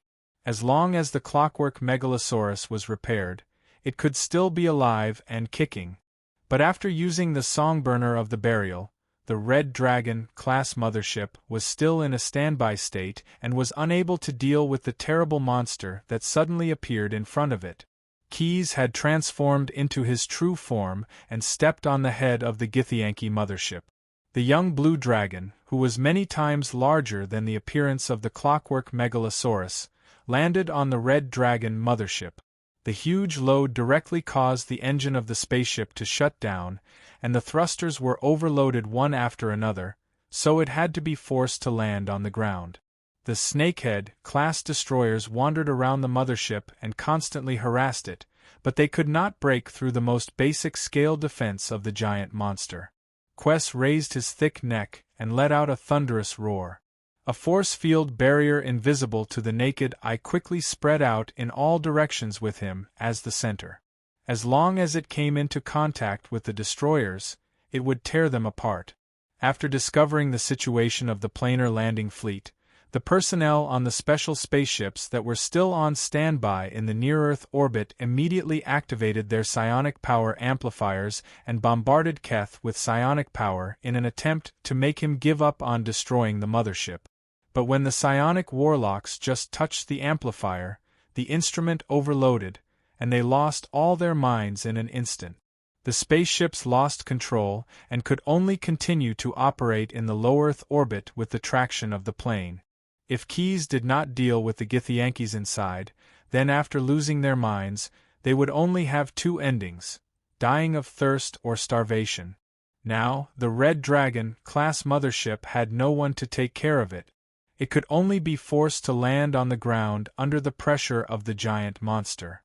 In the process of pressing down on the Githyanki mothership, Kitha's sharp dragon claws pierced through the hull of the spaceship. His head directly penetrated into the bridge of the spaceship. Blazing lightning and pure force fields spurted out along with his breath. The silver swords, the Medal of Honor, the combat uniforms of the Githyankis, and their bodies were all destroyed in an instant. Only some ashes and twisted metal were left, scattered in every corner of the bridge. Without human control, Keys drove the Red Dragon-class mothership like a hoverboard and plunged into the ocean outside Chuyun City. The mothership that entered the water stirred up huge waves. Together with foam, seaweed, and broken ship debris, the waves surged towards Yun City on the shore. If it were to be hit by such a tsunami, not many people would be left alive in the former capital of Japan. Keys, who regarded it as his own, naturally would not sit back and watch such a thing happen. Moreover, he had previously received a gift from the ancient brown dragon, Firmindis, which was a gift from the ancient brown dragon. The Demolic Snade carried a totem pole that had absorbed enough elemental power from the Sand Waterfall Burial spell. He arrived at the coast before the waves approached and planted the equipment used by the camels of the island world to fight against the demonic fish at the bottom of Yun City. By mobilizing the elemental power in the totem pole, the Demolic quickly constructed a breakwater of more than 20 yards high. The surging Megalosaurus hit the breakwater and turned it into a pool of broken foam. Then, following the breakwater, it slowly flowed out of the harbor of Yun City. There are still some guests left to deal with. Keys signaled to Snade. Then, he spread his wings and flew into the sky. He flew straight towards the business district of Yun City. One after another. I'm afraid they can't wait any longer. The huge Megalosaurus flew over Yun City. The shadow cast by its spread wings almost covered the entire city. Not only the Japanese, but even the Megalosaurus warriors led by Firmindis were terrified when they saw this scene. If the previous Megalosaurus, disguised as Keys, was like an adult and a child, then in front of the real Keys, they were as small as ants. Although this was an exaggeration, in the food chain of the multiverse, the relationship between them and Keys was most likely between predator and prey. No matter how hard they tried to deny the reality, they did not think that they had a chance of winning against such a huge Megalosaurus. After all, in a battle between Megalosaurus, the bigger the body, the more advantageous it would be. They had just experienced a fierce battle and were now exhausted.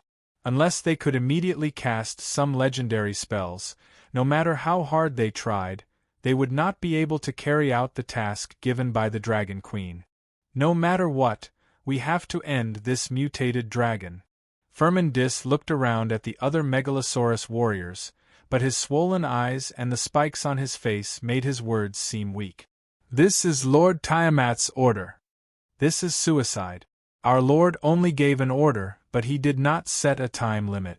We can take a long time. The tail full of spikes stabbed into the eyes of the fat black dragon, and then stirred a little to destroy his brain, and at the same time prevent him from saying more sensible suggestions. Firmindis continued to announce to the other Megalosaurus warriors in a somewhat deranged tone. Look, killing an unprepared Megalosaurus, such as a self-righteous mutated dragon, is so easy.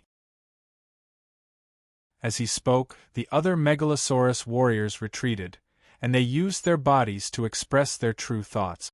Although these Pentashade dragons had the title of Tiamat's warriors, they were still Pentashade dragons in essence, and selfishness was their indelible nature.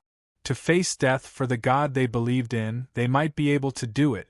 But to die for the will of a stupid and crazy ancient brown dragon, sorry, they really could not do it. You all have a heated discussion. Unknowingly, the shadow cast by the sky disappeared without a trace, and a humanoid figure suddenly appeared above Firmindis's head.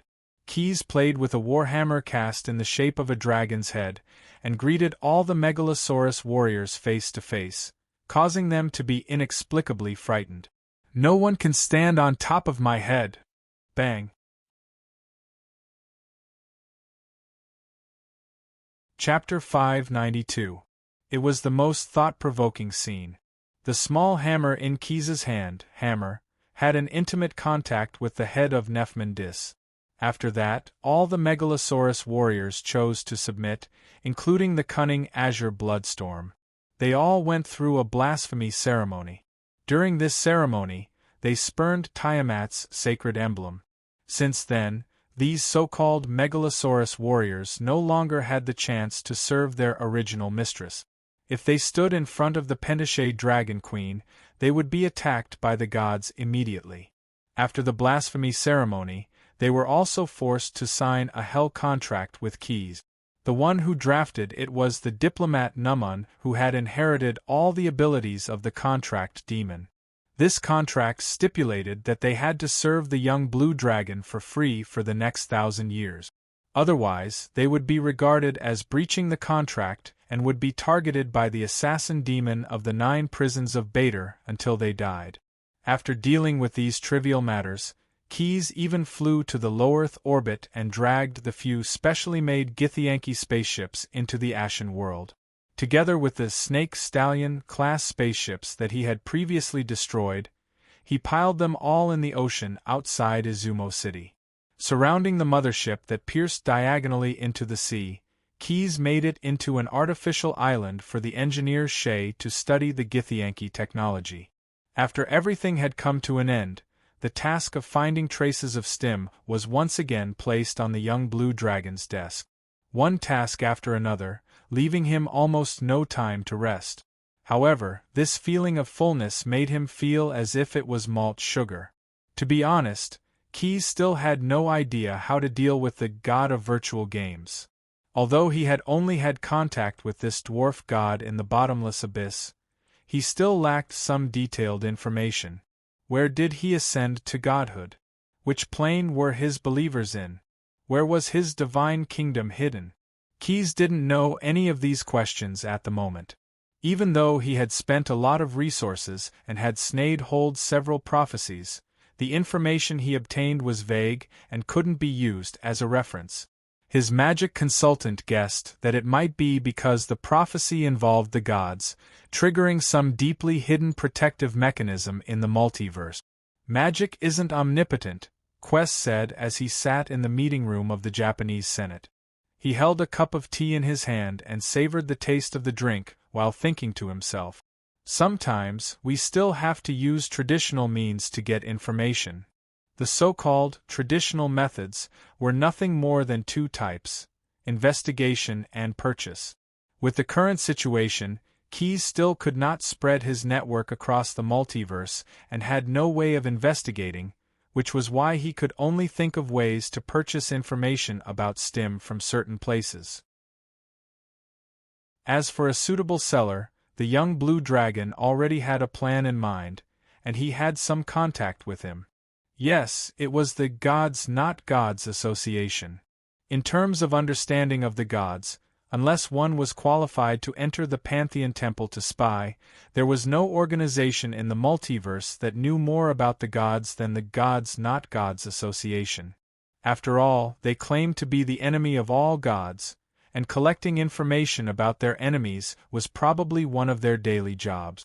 From Keyes's understanding, the association had built many fortresses in the multiverse, just like the Entropy City of the Doom Guardians that he had been to before. However, the fortresses of the Gods Not Gods Association were built in the inner plane or on the huge divinity corpses in the astral plane because they could avoid the power of the gods in those places. If Keyes wanted to trade information, it was definitely not a wise move to go to their armed fortresses. The only choice left was to go to the headquarters of the Gods Not Gods Association, the broken temple in the lower city of Sigil City, to trade information. This was not a risk-free act. In fact, going to Sigil City was a risk in itself. Especially for powerful beings, the risk of going to Sigil City could be raised to an unbearable level. If ordinary mortals arrived at Sigil City, they might be able to survive for 10 days to half a month, or even a lifetime was not impossible. However, powerful gods might be annihilated by the Lady of Pain the moment they arrived. Due to this situation, it was important to have a guide who was familiar with the many hidden rules of Sigil City. Fortunately, one of Kiza's companions, the half-goat Puu, had lived there since he was young. What? Impossible! Hearing that Quith wanted to go to Sigil City, Puu shook his head like a rattledrum and immediately rejected the idea. Hey buddy, although you're not the kind of idiot who doesn't know much about the material plane, that place is definitely not some place of entertainment, and it's not a place you can go whenever you want. Besides, I've sworn that as long as that mad goat is still running a shop in Sigil City, I'll never go back. Only he is the true 1,000 herbs cup there, and I, Puu, can only be the 100 herbs pouch. You're not alone, Keys interrupted Puu's words and said with a smile, I'll go with you, and you'll return with a full load. Think about it, how about opening a 1,000 herbs hall in Sigil City? Your taste is 10 times better than that of the 1,000 herbs cup, so you should have a shop that matches your status. Previously, you could only stay in the shop of the 1,000 herbs cup, because you lacked an investor with a discerning eye. But now you have my friendship and the support of the scale of perpetual order. If you want to replace your uncle's position, what you lack is an attempt. If you don't try, how can you be sure that you can't do it? Who says I can't do it? It's just that his reputation is accumulated bit by bit, and we're new here. Don't worry, this is a long-term investment. I believe in your knowledge and taste in herbs. At the same time, I also hope that my friend can put on a show of The Return of the King and teach those arrogant fellows in Sigil City a lesson. It had to be admitted that Kiza's words were extremely provocative, and they directly hit Puu's sore spot. Therefore, he quickly changed his attitude and began to prepare for his return to Sigil City. The young blue dragon also asked the scale of perpetual order to cooperate fully and collect all kinds of materials needed to open up the market. The shop that Puu was about to open would also provide Keys with a legal identity in Sigil City. Chapter 593. For mortals in ordinary material planes, or even some powerful beings in the inner or outer planes who were not well informed, how to get to Sigil City was actually a mystery. Perhaps they spent thousands of wealth to get spellcasters to create the gate between worlds, but it was not as likely to be connected to Sigil City as a farmer occasionally found a hole when cleaning the embers of his stove. But this situation would not happen to Puu. As a half-goat who grew up in Sigil City, he naturally knew many ways to return home that others did not know. He only lit a morning star grass, and the intoxicating smoke that rose quickly attracted the attention of a merchant wandering in the astral world. This person was a member of the Sense Association in Sigil City, which was also a perceptor. This astral world merchant had light blue skin, and there was a gill-like breathing organ on his neck. His height was almost the same as an ordinary mortal. He had a nose, mouth, and ears, but no eyes. In the place where the eyes should have been, there was a sensory belt wrapped around the skull. In order to enhance their senses, some members of the Sensory Society would adjust their sensory organs. He had given up his eyes in exchange for this artificial organ. I never have to look back because I can take care of all directions. The astral world merchant named Wogu shook hands with the half-goat Puu and then jokingly said his catchphrase. After that, he began to ask about business matters. Hey man, why are you in such a remote plane? If it weren't for my talent, it might take 8 to 10 years to get here. Or is there some magical herb in this plane? You must share your new feelings with old Wogu because I can give you a good price. Come on, Wogu. Pu Wu interrupted the astral merchant's incessant words. I've asked you to come here this time because I want to return to Sigil City. I've found an investor who's willing to fund a new medicinal shop for me. With that, he gestured to Quest. The young blue dragon, who had transformed into his human form, stood behind Wagyu and nodded to the observant, astral world merchant. Knowing Pu Wu's needs, Wagyu was too lazy to continue to try to talk. He directly offered a price of 30 platinum coins per person for the use of the portal. You know, I recently opened a business near Mountain Paradise, so I need that kind of currency. Of course, if you pay with Mabius coins and iridescent stones, I can also accept it. But the exchange ratio needs to be adjusted slightly. The so-called platinum coins were the heaven coins. It got its name from the fifth layer of Mountain Paradise, Platinum Heaven. Nevertheless, the heavenly creatures often regarded it as an insult. They felt that it was blasphemy to associate such a sacred place with filthy coins. However, it was undeniable that platinum coins were a popular method of payment in large transactions.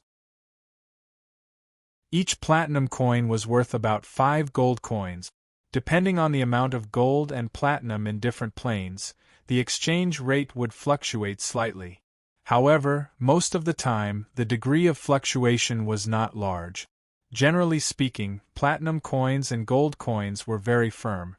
Wagyu, Wagyu, Wagyu, and Wagyu, Wagyu, Wagyu, Wagyu, and Wagyu, Wagyu, Wagyu, Wagyu, Wagyu, Wagyu, Wagyu, Wagyu. Wagyu had a strange object, and its function was very simple. It could only temporarily summon a portal. It was just that this portal was connected to Sigil City, and the astral merchant was only allowed to let the official members of the Feeling Society, or a small number of people who were guaranteed by the official members of the Feeling Society, to use this portal. Every time someone asked him to use this portal, he would charge a corresponding fee. I feel that this is a good business. I wish you a good journey. See you in Sigil City. Poets were always keen on telling the glory of the city, praising the afterglow of the sunset, and describing the gentle laughter in their city. But no poet used this method to praise Sigil City. They always called it Cage City. In their eyes, Sigil City was a dark, damp, and dirty place, full of noise and quarrels, smooth stones, and razor vines. This was not the only nickname of Sigil City. Because there were countless portals in this city, many people, including the local residents of Sigil City, would also call it Gate City. As a huge city, Sigil City itself did not have any natural resources needed to build a city. There were no quarries outside the city, no wood transported through the river, and even the materials needed to build the most crude huts were not available. Even so, the city renowned across the multiverse was never barren. Everything needed to build anything came from the outside world. The only thing that was needed was a portal to the place where the imported raw materials were produced. It was not like some towns, famous for its white marble or neatly planned roadside trees. Because when building Sigil City, almost all imaginable building materials were used. There was never a uniform arrangement, and this situation continued. In most cases, the residents of Sigil City would make good use of the resources they could get. This meant that if you saw someone building a fence around their garden by mixing the steel shards of Shuraba, the giant pine towers of the Wild, and the floating stones of the Fire Elementium Plain, it would not be surprising at all.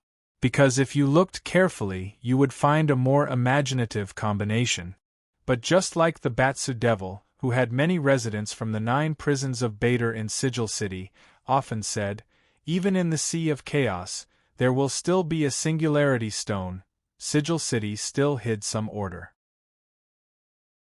In terms of buildings, although each building had distinct characteristics, from a macroscopic view, the buildings in each specific area actually had a similar style. They must meet the function of that area. If they could not meet the functional requirements, most of the buildings would not survive. Houses are used, not for speculation. Pu Wu stepped out of the portal and looked at the surrounding environment to determine the location of himself and keys. Although the portal of the astral merchants was connected to Sigil City, in this city where everything was possible, the portal could not be guaranteed to open in the same place every time. When he saw a flag fluttering on a building by the street with a tongue embroidered with silver thread, Pu Wu immediately breathed a sigh of relief. He explained to Quess, "This is Silver Tongue, located at the junction of Kenwell Street and Blackwater Road. This is one of the strongholds of the Feelings Society. It's not far from the Land of Bards, which is the so-called Bumpkin Street. There are no diehards patrolling." You're tuning in to the Phoenix Nights YouTube channel. Don't forget to subscribe and join us on this journey to catch the most captivating stories.